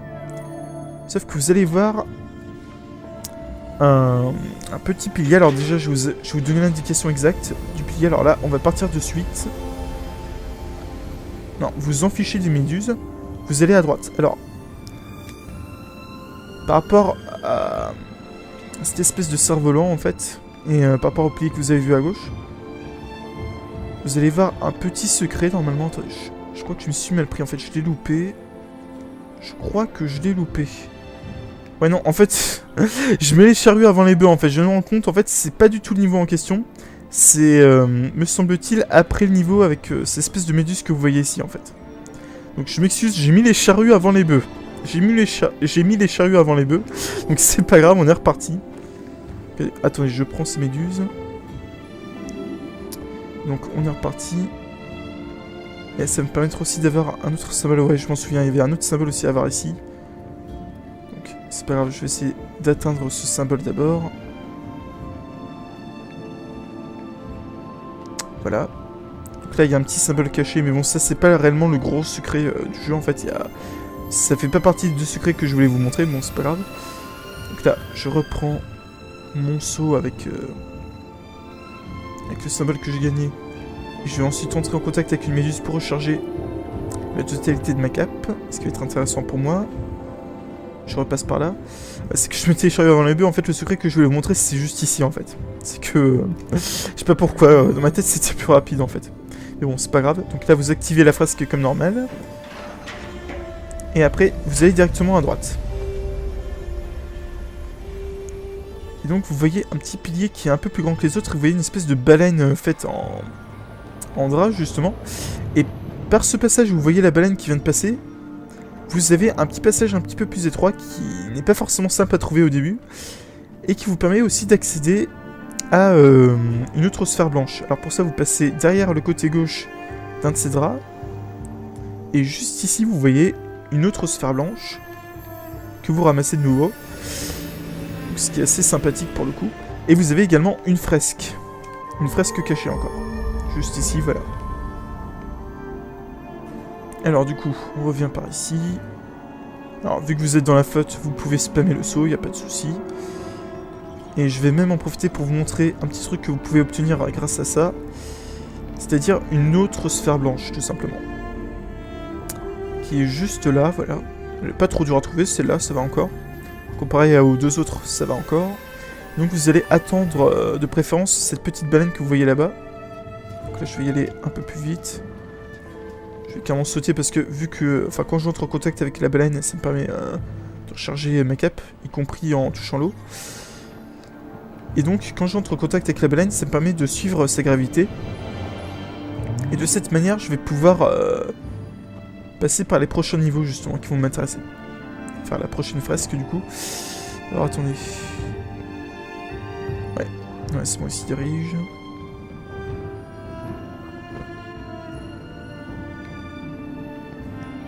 Ah, voilà, c'est celle-là. Ah, ça, c'est un joueur avec une cape blanche, c'est sympa. Mais bon. Moi aussi j'ai la cape blanche, mais bon là je l'ai fait en cape rouge justement pour vous montrer la subtilité du jeu et vous montrer qu'il n'y a même pas besoin de la cape blanche en fait pour finir le jeu. Vraiment, la cape blanche c'est pour les fainéants ou alors ceux qui veulent se la péter, qui veulent dire ouais t'as vu j'ai la cape blanche. Ce que je fais relativement souvent, vous inquiétez pas. Je dis pas ça pour dire ouais lui il a la cape blanche et moi j'ai tout l'honneur d'avoir la cape rouge et tout. Non non vraiment, moi aussi j'utilise tout le temps la cape blanche de base normalement. Bon allez, on va passer par ici.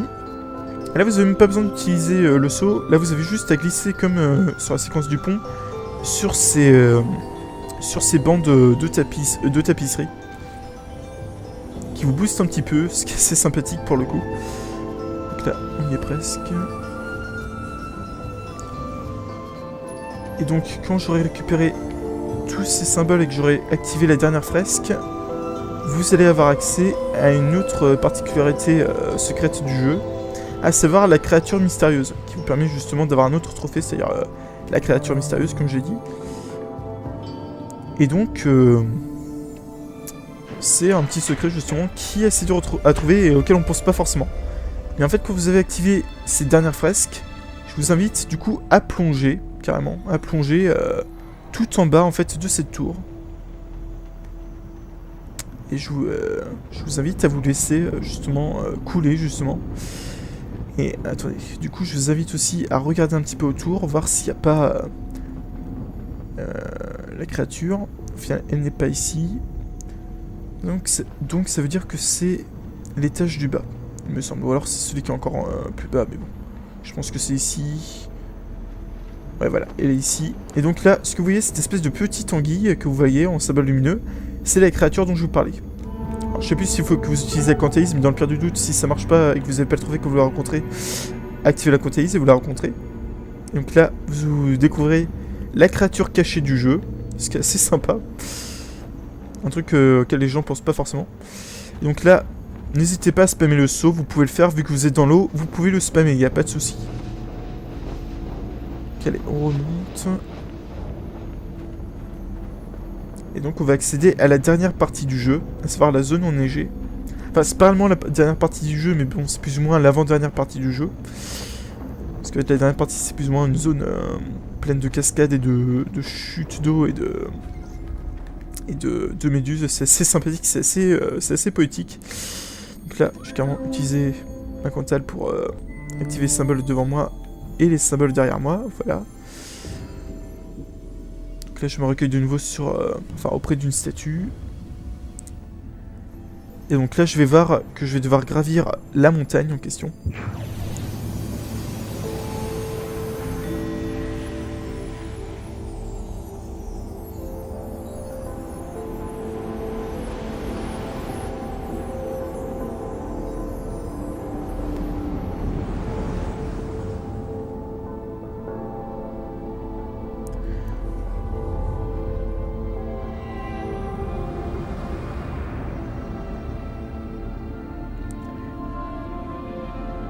Ouais, du coup là on voit le parcours qu'on a accompli.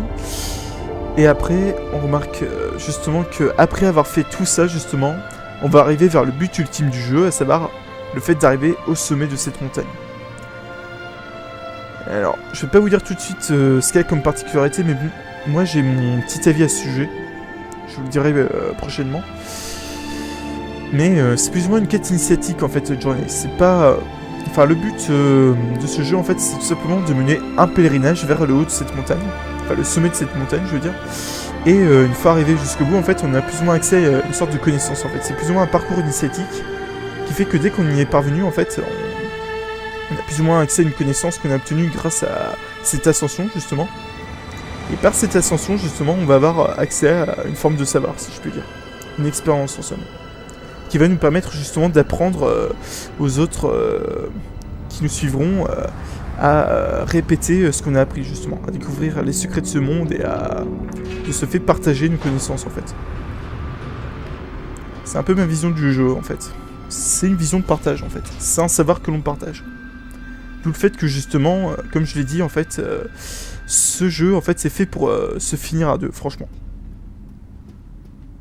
Mais pour ça en fait j'aimerais vraiment tomber sur un monsieur un multijoueur justement pour faire plus ou moins la partie coopérative du jeu en fait et vous montrer la particularité de la fin du jeu qui appuie un petit peu mon propos justement. Parce qu'il y a une particularité à la fin du jeu si vous le faites à deux, mais c'est tout con, hein, c'est un élément tout con, mais qui fait que si vous le finissez à jeu en fait vous avez plus ou moins une sorte de nouvelle interprétation du jeu en fait. Je vous montrerai. Donc là je ne pense pas que ça va être possible parce que là, le monsieur qu'on avait vu tout à l'heure il est déjà parti, donc là on va devoir le finir tout seul ce niveau. Mais bon, c'est pas grave. Peut-être qu'on va le rencontrer plus tard, hein, allez savoir. Donc là, on arrive dans la zone enneigée, qui est du coup, à mon sens, c'est la dernière partie du jeu, mais bon, en réalité c'est l'avant-dernière partie du jeu. Donc là, je vais activer ce petit symbole juste pour réchauffer un petit peu. Et l'avantage quand on est à deux en fait dans la neige c'est qu'on peut se réchauffer, on peut du coup recharger à proximité du joueur notre cap en fait. Et en rechargeant notre cap du coup on peut limiter le froid en fait. C'est l'avantage de faire la partie en deux en fait. Ça me permet justement d'avoir un pouvoir plus ou moins illimité en fait. Dans la partie enneigée parce que comme vous le voyez en fait ma cape avec le froid en fait diminue d'intensité en fait. Donc là, ça aurait été bien que j'ai un autre joueur à côté de moi, mais bon, c'est pas grave. Rien ne m'empêche de le finir tout seul, y a pas de souci. Juste que ça va être relativement plus chiant. Donc là, vous avez une partie où vous allez avoir un petit peu de vent. Donc là, ce que je vous invite à faire, en fait, quand vous voyez du vent, c'est de vous planquer, enfin de vous barricader derrière ces petites stèles que vous voyez devant vous. D'attendre du coup que le vent soit levé. Quand le vent sera levé comme ça, vous continuez vers la prochaine stèle. Mais je vous déconseille de faire le fifou et de vous dire allez on y va, tant pis, si le vent est pas encore là, on peut y aller. Non, vous n'aurez pas le temps. Donc je vous invite vraiment à faire jouer la carte du parano et à vraiment vous arrêter à chaque stèle, vraiment. Parce que vous allez avoir peu de chance d'y arriver, surtout si vous êtes tout seul comme moi. Vous n'allez pas avoir de possibilité de saut, du coup, vous allez avoir davantage besoin de vous planquer en fait. Même là, ça va être un petit peu chaud là, je pense, pour arriver. Non, c'est bon, ça passe. Donc là, vraiment, arrêtez-vous vraiment derrière toutes les stèles en fait. Et attendez à chaque fois que le vent passe, puis après, repassez par l'autre stèle. Là, je suis reparti. On attend de nouveau que le vent passe. Bon, il va venir ce vent. Le vent se lève. Allez. Voilà. Le vent se lève d'ailleurs. Le dernier film de Hayao Miyazaki que je vous invite à voir, vraiment, c'est une tuerie en termes d'animation et de scénario. Vraiment, c'était un super Miyazaki, je vous le reconseille. Pour ceux qui ne l'ont pas vu, allez le voir, vraiment, ça vaut le détour. Donc là, je retourne derrière un pilier, j'attends que le vent passe.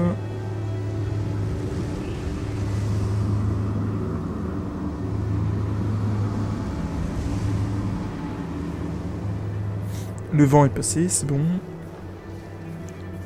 Je refais jouer ma carte du parano et je retourne derrière un pilier. J'attends que le vent passe. Allez. Puis quand le vent a fini de souffler, on peut repasser derrière un nouveau pilier. Et là, du coup, vu que je suis tout seul, en fait, c'est un peu plus long à faire. Mais quand on est à plusieurs, on peut justement augmenter notre capacité de saut, enfin nos symboles qui nous permettent de sauter, et par la suite on peut plus facilement passer de l'autre côté des piliers, justement aller plus vite du coup en sautant. Et là vu que je suis tout seul, du coup je vais devoir le faire sans capacité de saut, mais bon ça n'empêche pas que ça reste possible à faire. Donc là j'attends de nouveau derrière un pilier, et quand ce sera levé je vais passer par cette crevasse. Juste que le vent se lève de nouveau. C'est bon, on peut y aller.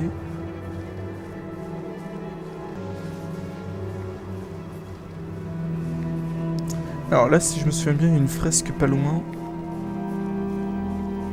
Ouais, je crois que c'est les tout au bout à gauche en fait. Ok, on est reparti. Et là-bas, vous voyez un petit cerf-volant que je vous invite à activer en fait. Ça vous permet d'aller un petit peu plus vite du coup. Parce que du coup, il est super sympa. Dès que vous l'avez libéré, il vous donne un petit peu plus de pouvoir. Ce qui va vous permettre d'aller un petit peu plus loin, ce qui est assez sympathique pour le coup. Et donc là, vous entendez qu'il y a les dragons qui sont pas loin, qui sont aux aguets. Donc, il va falloir rester méfiant. Et pour ça, j'ai une petite technique pour les éviter, parce qu'il y a plein de gens qui me disent... qui m'avaient dit, en fait, quand ils avaient fait ce niveau, qu'en fait, c'était le moment où ils se mangeaient le plus de dragons. Mais moi j'ai une technique justement pour pouvoir les passer, c'est vraiment tout con, c'est limite une technique un petit peu moche si je puis dire, mais c'est une technique qui marche à tous les coups en fait, que j'ai découvert grâce à un joueur, mais en fait elle est toute conne à découvrir, franchement j'ai même pas besoin, on n'a même pas besoin d'un joueur en soi pour la découvrir, mais bon moi je l'ai découverte grâce à un joueur, enfin je vous la montrerai. C'est qu'en fait il vous suffira de longer le mur, principalement du côté gauche, enfin moi je préfère longer le mur du côté gauche. Et comme ça en fait, généralement vous êtes à la limite de sa portée justement, enfin de la portée de son faisceau lumineux.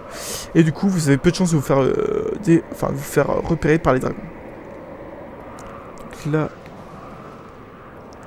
je vais passer par ce petit temple enfui sous la montagne, si je puis dire. Et donc là, on va activer cette espèce de petite lampe avec la cantale. Voilà, c'est activé.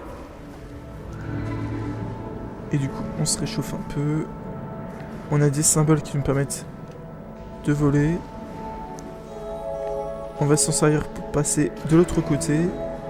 Et on active ainsi une fresque. Et normalement, voilà, c'est bon, on a activé la fresque, donc c'est bon, on a activé le secret. Et donc là, on peut continuer notre périple. Et alors, vu que je suis dans une zone enneigée, je vais me dépêcher d'utiliser le saut avant qu'il soit trop tard.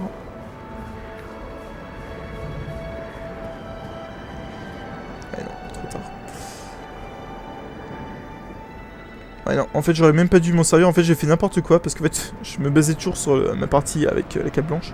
Donc, je vais retourner dans la zone où il y avait les espèces de petits draps, justement.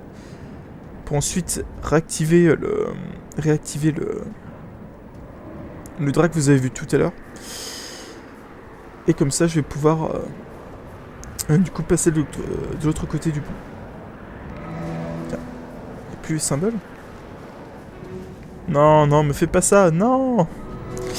Ouais, non. En fait, je crois que du coup, ça veut dire qu'en fait, je dis n'importe quoi. En fait, on aurait pu passer le pont sans les symboles. C'est juste que moi, je me base trop sur un côté un petit peu trop survival, si je puis dire, de la partie avec la cape rouge en fait, parce que en fait à mon sens en fait la partie avec la cape rouge est la partie la plus limitée, ce qui est pas normal, mais en fait j'oublie que en fait c'était beaucoup plus simple à faire en fait. Ouais, fallait que j'aille sur ces espèces de petits symboles en fait pour réactiver cette espèce de cape gelée, si je puis dire. Donc allez, enfin cette cape, je veux dire cette espèce de tapisserie gelée. Donc là, avec ce pouvoir, on va aller un peu plus vite, voilà. Donc là, on n'est pas loin de la fin. Et donc, on retourne dans une zone enneigée. Donc là, je vous invite de suite, même si vous sentez le vent souffler sur vous, à aller sur la gauche. Et vous longez ces murs, vraiment, vous les longez en mode parano, vraiment, comme si votre vie en dépendait. Et vous évitez de trop vous éloigner de ces murs parce que justement, il y en a un qui passe pas loin de ces murs justement. Et si vous êtes par exemple décalé un petit peu comme ça, il peut vous voir, comme je vous l'ai dit, au pixel près. Et du coup, vous pouvez vous faire heurter par un dragon. Donc vraiment, vous jouez sur la carte du parano et vous restez vraiment le long du mur. En fait, vous le longez vraiment. Vous évitez trop vous en décoller parce que justement, il suffit de rien pour que vous preniez le faisceau lumineux, vraiment. C'est pas de suite qu'il arrive, mais un petit peu plus loin, vous allez voir le faisceau lumineux et vous allez voir qu'il est pas loin de la limite du mur, justement. Donc vraiment, vous longez le mur. Vous longez le mur. Vous réfléchissez pas, vous le longez. Normalement, il faudrait le prendre de face, en fait. Mais le problème, c'est qu'en fait... Enfin... J'exagère un peu en disant ça, mais le niveau est designé de manière à ce que vous ayez de fortes chances de vous prendre le dragon dans la face, en fait. Donc... c'est pour ça que je vous invite particulièrement à longer les murs sur le côté gauche en fait. Donc là, on continue. Ça devrait passer. Donc là... Non, c'était pas par ici qu'il devait passer. Je pense que c'était pas là. Je crois que c'est un petit peu plus loin là-bas, ouais, qu'il y a le dragon qui doit passer. Ouais, c'est juste ici, je me rappelle. De l'autre côté de cette petite partie. Donc là, je relonge.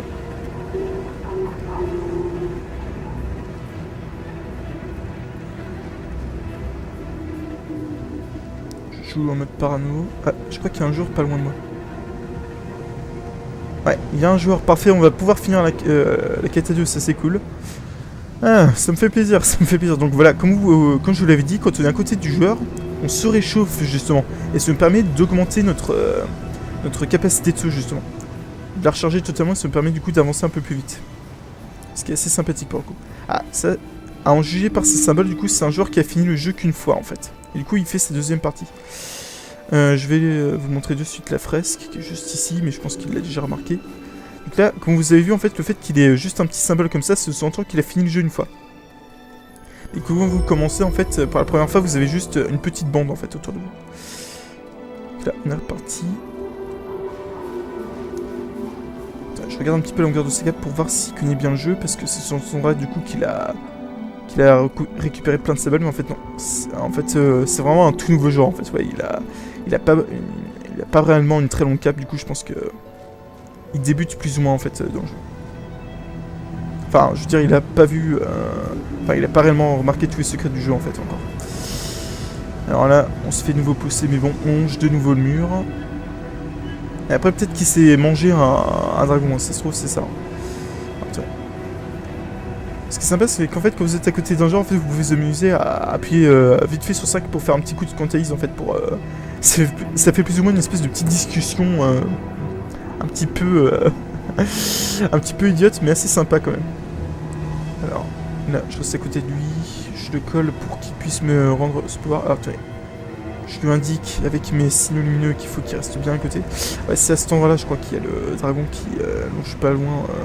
Enfin, qui longe pas loin du mur son petit faisceau lumineux.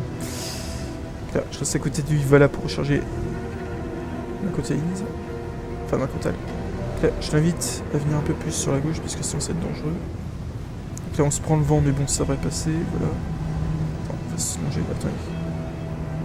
J'ai peur qu'il se lène trop et qu'il se mange le dragon, et après, ça va être un peu plus chaud pour qu'on puisse se retrouver, quoi. Parce que du coup, il pourra moins facilement sauter. Enfin, le fait qu'il y ait un joueur à côté de moi, du coup, ça va être chiant parce que du coup, je voulais vous montrer un truc en fait, mais que je pourrais pas vous montrer de suite en fait. Ah voilà, là vous voyez un petit faisceau lumineux pas loin, c'est-à-dire qu'il y a un dragon pas loin. Non, il faudrait qu'il évite de trop s'éloigner parce que je sens qu'il va se manger le dragon dont je vous parlais. Non, ça va aller, non, ça va, il s'en sort, il est pas encore là. À moins que je sois trop parano au point que je mettais un peu les chariots avant les bœufs et que je mettais le dragon là où il était pas censé être. Je vais quand même lui demander d'être vigilant parce que quand même un accident est si vite arrivé. Voilà, on y est presque. Il s'éloigne un petit peu trop du mur en fait, je trouve. Enfin à mon goût. Là, on passe par ici.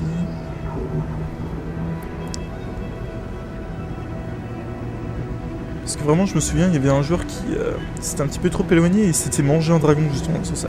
C'était vraiment... Il s'était vraiment pas du tout éloigné, quoi. Enfin, c'était vraiment au millimètre près, au niveau... Enfin, à une distance, je dirais, moins courte... Enfin, moins courte, je veux dire plus courte que celle de ce genre en face de moi, mais bon.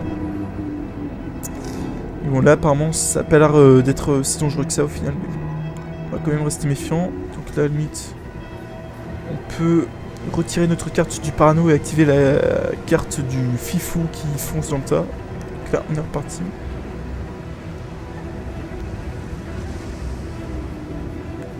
Ah, voilà. J'ai été repéré. Ouais, j'ai pas compris pourquoi il se dirigeait là-bas en fait le jour. J'ai pas compris. Ah, du coup, comme vous avez vu, en fait, quand on se mange un dragon, en fait, ça nous retire une partie de notre cap en fait. J'aurais pas dû en fait, j'ai pas compris en fait, c'est que je suivais ce monsieur en fait parce que je savais pas où il se dirigeait. Et bon, je me suis dit, bon, à la limite, il veut aller là-bas. Mais je vais pas trop l'intérêt, mais c'est pas grave. Bon, là voilà, il va. Ah non, ça va, il sait pas. Ah, il a eu de la chance ce mec, d'habitude quand on est même pas à côté du faisceau, on se le mange quand même. Et là, il était vraiment dedans, quoi, il se l'est pas mangé. Donc ça, c'est cool pour lui. Tant mieux pour lui, du coup. Donc allez, on est reparti, du coup. Mais bon, comme vous avez vu, en fait, quand on se mange un faisceau lumineux, en fait, on se fait propulser, on perd une partie de notre cap. Je pense que lui, du coup, là, il a une cape plus longue que moi, du coup, là. Ah là là. Je me suis fait rattraper. Non mais oh.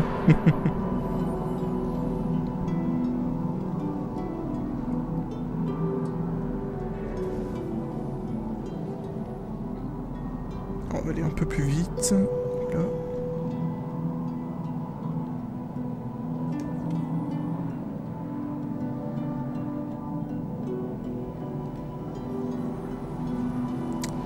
Alors là, on arrive dans une zone où on va pouvoir un peu plus sauter, ça va être un peu plus sympa, ça va nous permettre de souffler un petit peu par rapport à ces autres zones où justement on pouvait pas du tout sauter, c'est un petit peu chiant, là ça va être une petite forme de libération si je puis dire. Là, on va passer par ici, attends, je vais l'attendre un petit peu parce que si je pars trop loin, il va pas me repérer, donc j'attends un peu. Je crois qu'il connaît pas trop, ouais si, je pense qu'il arrive à peu près à capter les subtilités du jeu, ça passe. Mais parce que c'est un peu l'air là, comme ça en fait ça a l'air tout con. Mais vraiment, une game, en fait, je dis pas non plus que c'est très compliqué, mais bon, c'est...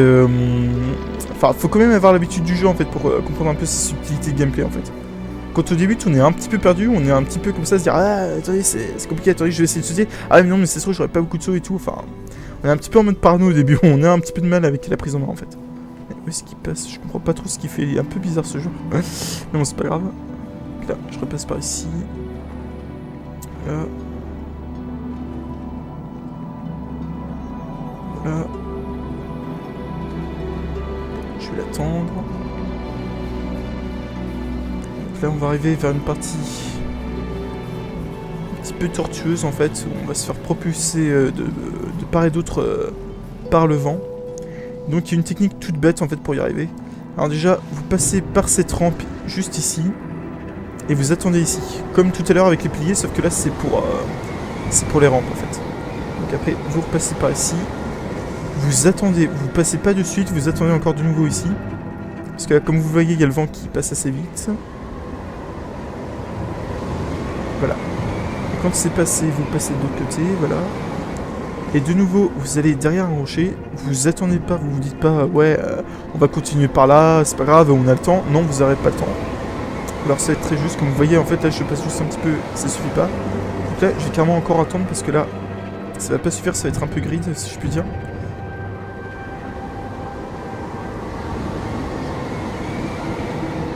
Allez, je vais repasser. Bon, s'il n'y avait pas eu de jour, je vous aurais montré ce qui se passait quand on tombe en fait à cause du vent. Mais là, je vais pas vous montrer parce que sinon ça va ralentir un peu notre partie. Je suis pas sûr de finir le jeu avec lui. Alors que je tiens vraiment à finir le jeu avec ce monsieur. Ok, c'est bon. Là, je pense que c'est un peu chaud pour passer de l'autre côté d'escalier, mais bon, ça devrait passer en théorie. Je dis bien en théorie. Non, c'est bon, ça passe. Et donc là, ne cherchez pas à vous dissimuler derrière ces rampes parce que ça c'est le piège en fait. Si vous passez sur la droite vous allez tomber. Mais malgré tout, non, voilà, il a fait ce qu'il fallait pas faire, donc à la limite je vais le suivre pour vous montrer ce qui se passe en fait quand vous tombez. Vous n'êtes pas obligé de tomber, mais normalement, enfin si vous tombez, ça ne vous empêchera pas de continuer. Vous avez juste à continuer par là et après vous avez accès à des espèces de petits rubans qui vous permettent d'arriver tout en haut. Mais normalement, le mieux c'est d'éviter de tomber, ça sert à rien de tomber à part à vous ralentir un petit peu quoi. Mais ça dit, si vous tombez, c'est pas la mort vraiment, vous pouvez passer de l'autre côté, vous avez juste à longer ces zones en fait. Et là, on arrive vers la fin du jeu. Enfin, c'est pas vraiment le dernier niveau là, c'est la fin de l'avant-dernier niveau, puis après on va arriver au dernier niveau qui est assez poétique, mais là pour l'instant, on est face à une sorte d'épreuve, si je puis dire. On est confronté au vent, il y a de l'orage, on a à faire une grosse tempête, c'est vraiment pas macabre, mais c'est vraiment tortueux comme situation. Et donc on est propulsé par le vent, on est secoué dans tous les sens, on est malmené et tout. Mais on y va quand même parce qu'on a envie d'arriver jusqu'en haut, jusqu'au bout de cette montagne, donc on continue. Allez.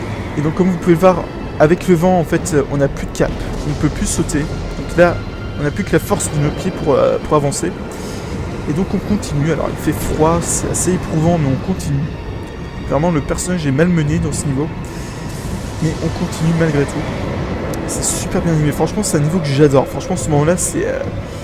on ressent un petit peu la poésie macabre du jeu en fait, à partir de ça en fait. C'est enfin, pas vraiment macabre, mais vraiment la poésie un petit peu oppressante du jeu en fait. C'est assez sympa en fait, c'est poétique et calme, mais c'est aussi poétique et sombre en fait. C'est assez sympa, franchement j'aime bien ce que ce jeu nous propose. Vraiment c'est la poésie dans tous les sens du terme en fait. Allez, on continue. On va de nouveau se faire malmener par le vent. Non. Là, on n'est plus malmené, mais par contre, on va arriver dans une zone avec un faisceau lumineux où on va être tellement épuisé qu'on va marcher malgré la fatigue. Mais notre personnage sera tellement fatigué, tellement en proie au froid qu'il va finir épuisé à cause de ça. Mais il continue de marcher malgré tout. Allez, on continue. Donc là, tout c'est lumineux, il fait super froid, on se dirige vers la montagne. Mais la fatigue et le froid nous ralentit vraiment. On est à bout de souffle, on n'en peut plus, on est crevé. On veut se reposer, mais il y a une autre partie de nous qui nous pousse à continuer jusqu'au bout de nos limites. On marche même si on est à pas lent. Mais à un moment, on ne pourra plus. Vraiment, on se sent fatigué, on n'en peut plus. On continue malgré tout, mais c'est super chaud. Sauf que voilà, on peut pas arriver jusqu'au bout parce que là, on a encore beaucoup de marche à faire. Et là, on est tellement exténué, on a tellement froid que là, en fait, ça va être un peu fichu, quoi. Ça va être beaucoup plus dur que ce qu'on pensait, en fait. Et là, on n'en peut plus, on a besoin de se reposer. Et donc on tombe à la renverse. Parce qu'on est trop fatigué. Et voilà. Du coup on se dit que c'est fini, le joueur... Enfin le joueur, le personnage est mort, il meurt de froid. Mais en fait non. Il va y avoir du coup une espèce d'apparition qui va lui redonner un petit peu courage, qui va lui donner une sorte de pouvoir en fait, qui va lui permettre de continuer malgré tout. On se réveille dans une sorte de rêve justement. Et là on est entouré par ces espèces de bédouins, de bédouins célestes si je puis dire, qui nous regardent et qui nous insufflent plus ou moins un second souffle, et qui nous donnent assez de motivation et assez de force pour continuer justement. Et là c'est un moment magique aussi du jeu, vraiment c'est un moment aussi que j'aime bien, vous allez voir. En fait vous allez voir, on va récupérer tous nos pouvoirs et après on va se retrouver entouré d'une aura lumineuse et après vous allez voir ce qui va se passer.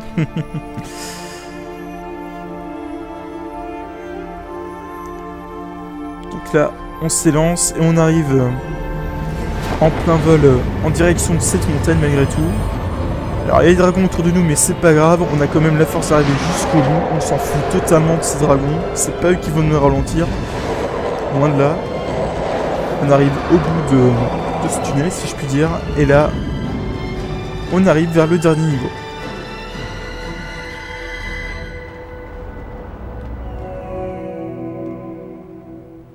Je vois pas où est l'autre... Le monsieur que j'avais rencontré tout à l'heure, ah mince. Bah tant pis, je vais essayer de retrouver plus tard. Donc là, je vais me diriger vers les zones où il y a les petits tapis pour demander de m'élancer. Voilà, je suis en résonance avec tous les tapis. Donc là, je passe entre ce pilier et je vais passer ici pour ne pas avoir à sauter parce qu'on va garder comme un autre saut pour la suite du niveau. Ah oui, il est derrière moi, je le vois. Enfin, par rapport à l'aura lumineuse, il me semble qu'il est derrière moi. Non, en fait, c'était... un effet du jeu en fait je crois. Il me semble qu'il est pas loin en fait. Alors attendez. Ouais parce que j'aimerais quand même terminer le jeu avec le joueur pour montrer ce que ça fait en fait quand on finit le jeu avec un joueur en fait. Enfin, pour vous donner plus ou moins mon interprétation du fait que justement le jeu est destiné à être fait à deux en fait. Enfin je vous...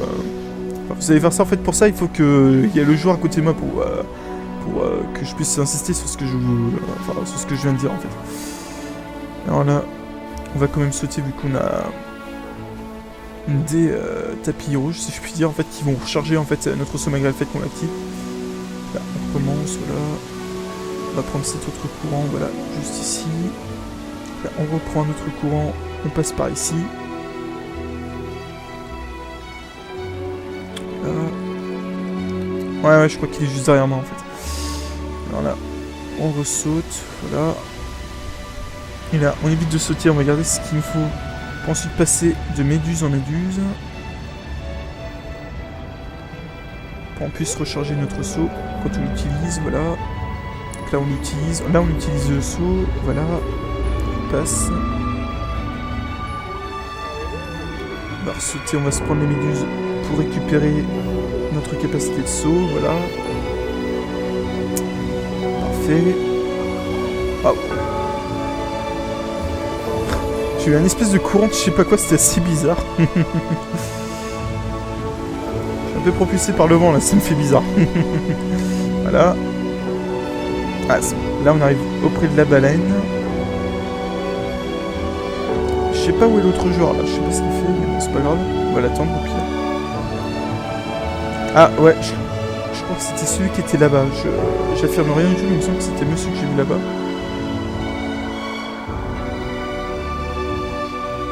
Je vais sauter avec la touche de saut pour pouvoir arriver un petit peu plus vite, voilà. Donc là, on arrive dans l'aura dorée qui nous permet justement d'avoir un saut illimité. Et donc on va spammer le saut pour arriver au bout de la montagne, enfin au sommet de la montagne. Et on va accomplir de ce fait notre but. Je regarde derrière moi s'il n'y est pas... Non, bon bah tant pis. Moi, c'est vraiment, en fait, vraiment, j'ai besoin de finir le jeu avec ce monsieur. Vraiment, il faut qu'il y ait un monsieur qui soit à côté de moi pour que je finisse le jeu, sinon je pourrais pas vous montrer en exemple ma théorie par rapport au multijoueur, justement. Alors, attendez. Alors, il est pas tout là-bas, donc ça veut dire qu'il est encore ici. Je vais l'attendre. Je sais pas ce qu'il fait, quoi. J'ai plus de saut, je peux pas... Je peux pas voir s'il va passer par ici ou pas, en fait. Ouais, non, là, c'est un petit peu chiant, ouais, non. Le joueur n'est pas à côté de moi, en fait, du coup, en fait, non, il a dû... Soit il met du temps avant de venir, soit, bah... Je pourrais pas finir le jeu avec lui, en fait. Ouais, bah tant pis, je vais le faire tout seul, bah pas le choix. Je regarde quand même derrière moi, on sait jamais, mais non. Non, non. Non, bah tant pis, en fait. Non, l'idée, c'est qu'en fait... Là, vous allez voir, en fait... Quand je vais passer par le faisceau lumineux que vous voyez là-bas... en fait, quand il y a un autre joueur à côté de nous... Et qu'on voit la lumière, en fait, entre les deux, en fait... Ça donne l'impression qu'en fait, c'est une sorte de seconde montagne, en fait. Là, ça se verra pas, mais en fait... imaginez, par exemple, qu'il y a un autre joueur qui est juste derrière moi... Et qu'en fait, les deux caps se croisent, en fait, par leur base... Et que du coup, on a l'impression qu'en fait, ça forme une espèce de seconde montagne, en fait. Du coup, en fait... C'est pour ça qu'à mon sens, le jeu est fait pour être fini à deux, c'est parce qu'en fait, le fait qu'il y ait deux... Enfin, que ça prenne la forme de la montagne, en fait, ça donne l'impression qu'en fait, la montagne est la forme imagée d'un parcours initiatique qui se fait à deux, en fait. D'une forme de partage, en fait. Et c'est pour ça qu'en fait, à mon sens, le jeu est fait pour être joué à deux, en fait. Et après, un autre élément que vous voyez au début, en fait, c'est quand vous arrivez au sommet, que vous voyez le titre Journey, en fait, qui s'affiche.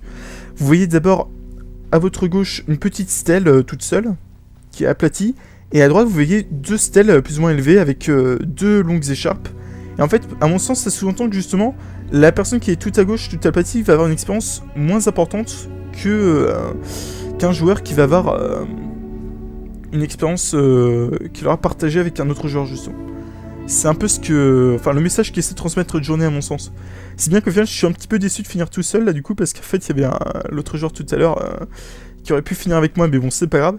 Mais quand on finit le jeu à deux, en fait, on ressent l'aspect poétique du jeu, on a l'impression que c'est plus ou moins une seconde montagne, enfin, une seconde représentation de la montagne, en fait, qui nous apparaît, en fait. Avec la lumière qui passe entre les deux, c'est vraiment magique, mais sauf que voilà, bah, là, j'ai été tout seul pour finir le jeu.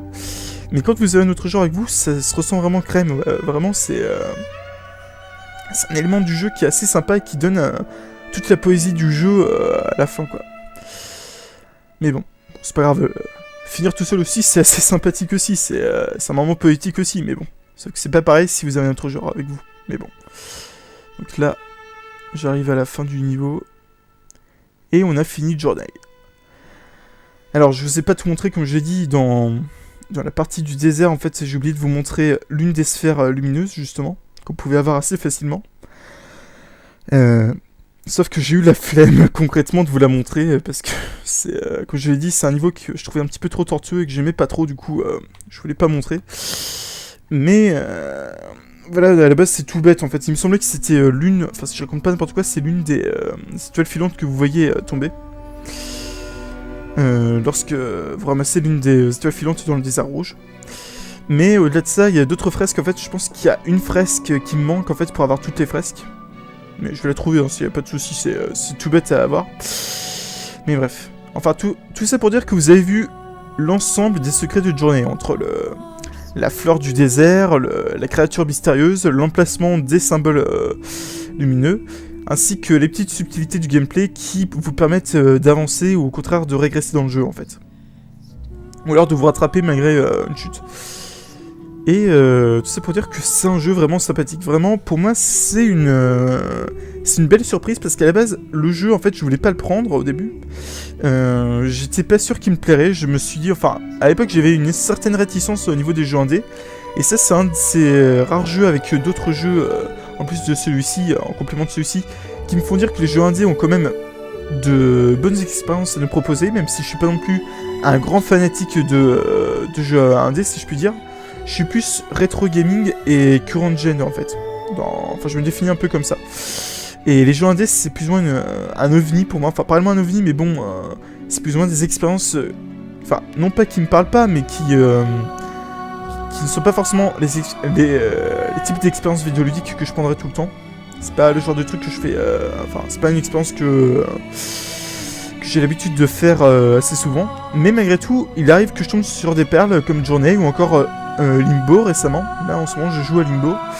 Il y a également... qu'est-ce qu'il y a d'autre également? Il y a aussi... Outland comme je l'ai dit, mais bon c'est pas réellement des jeux indie tout ça. Là ce que je vous cite c'est des jeux qui ont été édités par des éditeurs tiers, enfin de plus gros éditeurs, sauf Limbo. Limbo je crois que c'est l'exception dont je vais parler. Il y a aussi Rogue Legacy qui est assez sympa aussi. Il y a aussi Seventh Ascent de D-Pad Studio, vraiment. Je vous invite à tester tous les jeux de D-Pad Studio, ils sont vraiment très sympathiques. C'est vraiment des expériences assez sympathiques. Il y a également Shovel Knight qui est une expérience vidéoludique vraiment sympathique qui rappelle un petit peu l'expérience qu'on avait sur NES. C'était vraiment un super jeu qui proposait aussi des petites innovations. Et il y a également Evolved qui est aussi un très bon jeu, un dé que j'ai testé. Il y a plein d'autres jeux que je pourrais pas tous les citer. Mais bref, tout ça pour dire que les jeux indés, ainsi que Super Meat Boy bien sûr, et Binding of Isaac, qui sont également de très bons jeux. L'expérience indé est quand même une très bonne expérience, mais qui à mon sens est un peu trop appréciée, pas nécessairement à sa juste valeur. D'ailleurs aussi, il y a la controverse dont j'ai parlé au début, autour de ce qui est réellement un jeu indé, parce qu'au final, comme j'ai dit, comme Journey et comme Outland, ainsi que comme Datura, on a des jeux indés qui sont quand même édités par des éditeurs tiers, de gros éditeurs. Donc, on a le droit de se demander ce qu'est réellement un jeu indé au final.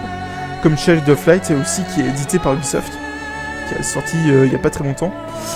Donc, au final, tout ça pour dire qu'un jeu indé, c'est difficile de définir réellement en fait. Pour moi, un véritable jeu indé, c'est un jeu qui n'est pas édité par un éditeur tiers, qui va être développé par un studio indépendant, qui va être édité soit grâce à un système de financement participatif, ou encore grâce aux moyens du studio, si je puis dire, ou avec une petite boîte à part, si je puis dire, mais qui ne soit pas en lien avec les grosses maisons d'édition comme Electronic Arts, Square Enix, Ubisoft et j'en passe, et qui en même temps va proposer une expérience nouvelle, en fait, une expérience... comme Journée par exemple, sauf que là c'est mauvais exemple parce que comme je l'ai dit, il est édité par Sony Santa Monica, qui va nous proposer, comme je l'ai dit, un type de gameplay assez sympa, mais par contre, ce qui me déçoit un petit peu, c'est qu'on a une espèce de petite mode dans les jeux indés en fait, qui est de proposer un jeu en 2D tout le temps. On a souvent cette mode du jeu en 2D, ce qui me déplaît pas parce que j'adore les jeux en 2D, mais malgré tout, c'est un aspect redondant qui fait qu'on a le droit de se demander si c'est réellement original au final, parce que, justement, ces jeux indés qui clament l'originalité de leur titre, justement, ne vont-ils pas, au contraire, proposer un aspect non original en proposant une recette déjà vue, à savoir le thème du 2D, même si au final, vous nous proposez un gameplay totalement différent de ce qui a été vu juste avant, comme Limbo par exemple, il n'empêche que malgré tout, on a le droit de se demander ce qui fait réellement la force originale d'un jeu indé, quoi. Donc là, comme vous pouvez le voir, on voit tous les compagnons qu'on a rencontrés en cours de route. C'est assez sympa, on le voit tout à la fin. Et au final, on a rencontré quand même pas mal de gens, en fait, de ce que je vois. On a rencontré 6 personnes. Ouais, 6. Une fois, je suis tombé sur 8 personnes. Là, j'avais rencontré la masse de gens, mais bon. Donc là, 6 personnes, c'est bien, mais sauf qu'on n'a pas vu tous les gens. Là, on a vu un mec avec la cape blanche, le mec tout à la fin, et un mec au loin qui avait activé le pont, mais je me souviens que c'est 3 personnes. Et oui, il y avait aussi le mec dans les bas-fonds du jeu, mais bon, ça c'était autre chose. Mais les deux autres, je les ai pas vus, mais bon. Donc là, on peut entamer un nouveau périple pour récupérer notre personnage. Et donc,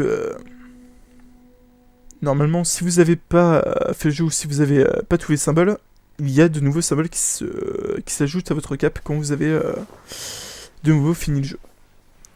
Donc là, je vais me diriger de nouveau là-bas pour récupérer ma cape blanche et je vais vous quitter là-dessus. Donc j'espère que ce jeu vous aura plu, que cette expérience vous aura plu, même si en effet j'ai un petit peu bafouillé parce que là il est un peu tard, là il est déjà 6h du matin, là j'ai commencé à 4h et quelques. Donc là, bonsoir Moyabaka, enfin bonjour si je puis dire, vu que là il est 6h du matin. Donc là vraiment j'ai passé un petit bout de temps là-dessus, là vraiment. C'est aussi pour ça que je m'excuse, quand je dis que je bafouille, je m'excuse aussi pour ça, parce que justement là, comme je l'ai dit, j'ai un peu bafouillé, j'ai un petit peu dit n'importe quoi, je l'avoue. Parce que justement, comme je l'ai dit, là j'ai commencé le jeu un petit peu tard, là il est très tard, j'ai fait plus ou moins une sorte de nuit blanche là, pour le coup, pour vous présenter ce jeu. Mais malgré tout, je tenais à vous le présenter, c'est... ne serait-ce que pour lancer ma chaîne Otak en vrac, je voulais vous présenter au moins ce petit jeu qui est vraiment sympathique qui vaut le détour, ainsi que vous présenter tous les secrets, enfin tous les secrets, j'exagère, mais bon, la majeure partie des secrets du jeu, et vous montrer un petit peu toutes les expériences que propose Journey. Là, je vais vous montrer un dernier élément pour vous quitter, qui concerne la partie pratique du jeu, si je puis dire, qui concerne la sélection de niveau. Mais bref, je vais vous quitter là. Donc tout ça pour dire que cette chaîne Otaku qu'il n'y aura pas que des let's play, en fait, loin de là. Il y aura aussi des courts-métrages, comme je l'ai dit dans ma vidéo annonce. Il y aura également des petits projets de chroniques ou alors de vidéos autour d'un thème geek, otaku ou autre, je verrai. En fait, l'idée c'est que je vais faire plus ou moins des tests. En fait, c'est plus ou moins une chaîne conceptuelle, si je puis dire. Je ne saurais pas comment décrire ça autrement. Et en fait, mon idée, c'est que... en fait, je vais tester plus ou moins quelques petits trucs. Là, je vais lancer un nouveau projet de chaîne. Là, projet de chaîne, qu'est-ce que je raconte là, quand je vous dis que je bafouille, c'est vraiment ça le cas. Là, je vous dis, je suis pas réveillé à cause de l'horaire que je prends actuellement. Enfin, l'heure à laquelle je tourne cette vidéo. Bref, je suis vraiment désolé. Je dis n'importe quoi, je m'en excuse. Mais bref, tout ça pour dire que je vais lancer quelques concepts de vidéo. Et là, je vais lancer un nouveau concept de vidéo qui va s'appeler Écoute Pixel. Et Écoute Pixel, en fait, ça va être... une vidéo, en fait, qui va vous présenter un jeu. Mais de manière assez originale, en fait. Je vais pas juste faire un display comme ça, en fait. L'idée, c'est que ce sera une vidéo scénarisée. Où va y avoir une histoire. Enfin, je vais vous raconter une histoire. Où, par le biais de cette histoire, je vais vous raconter quelques petits éléments sur un jeu. Ses controverses, ses éléments du jeu, c'est-à-dire son level design, ses subtilités, ses éléments scénaristiques. Et je vais ainsi vous raconter plus ou moins l'histoire du jeu. Et enfin, pas réellement l'histoire du jeu, mais bon, ses bases ainsi que ses subtilités et des petits éléments qui sont pas forcément visibles à l'œil nu ou alors visibles au premier abord. Comme par exemple des bugs dans un jeu, des défauts ou alors des atouts, des secrets qu'on voit pas forcément. Et ainsi vous raconter plus ou moins une sorte de petite histoire qui va avoir un petit attrait quand même... comment dire, un petit attrait culturel, parce que du coup ça vous permettre d'apprendre certains éléments du jeu tout en abordant le thème avec humour et avec des musiques plus ou moins originales. Enfin, je vous dis, je vais jouer un petit peu sur la carte de l'originalité pour cette petite série de vidéos conceptuelles, si je puis dire. Donc là, comme vous pouvez le voir, en fait, chaque zone que je vous montre, en fait, là, c'est des écrans de sélection de niveau, en fait. En fait, cette zone où on se trouve là, en fait, c'est plus ou moins l'écran de sélection de niveau, en fait. Je vais me remettre ici pour recharger un peu ma barre, voilà. Je vais reprendre un symbole pour recharger toute ma cape, voilà.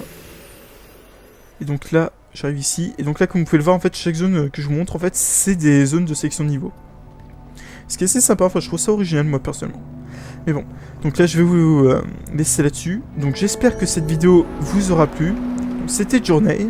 Et j'espère que si vous essayez le jeu, vous arriverez à mémoriser tout ce que je vous ai enseigné pour pouvoir finir le jeu et découvrir tous ses secrets. Ou au contraire, que vous faisiez... je bafoue quand je vous dis que je fais ces vidéos super tard et que je fais n'importe quoi. Et j'espère aussi que vous partageriez un petit peu ce que vous avez appris dans cette vidéo à d'autres joueurs qui voudront essayer de Journey, justement. Donc voilà, je vous laisse là-dessus. Je m'excuse de nouveau pour ces petits moments où j'ai bafouillé, où j'ai dit un petit peu n'importe quoi. Et je vous souhaite une bonne soirée. C'est pendant l'heure à laquelle vous regardez cette vidéo. Et je vous dis à très bientôt. Allez, ciao tout le monde.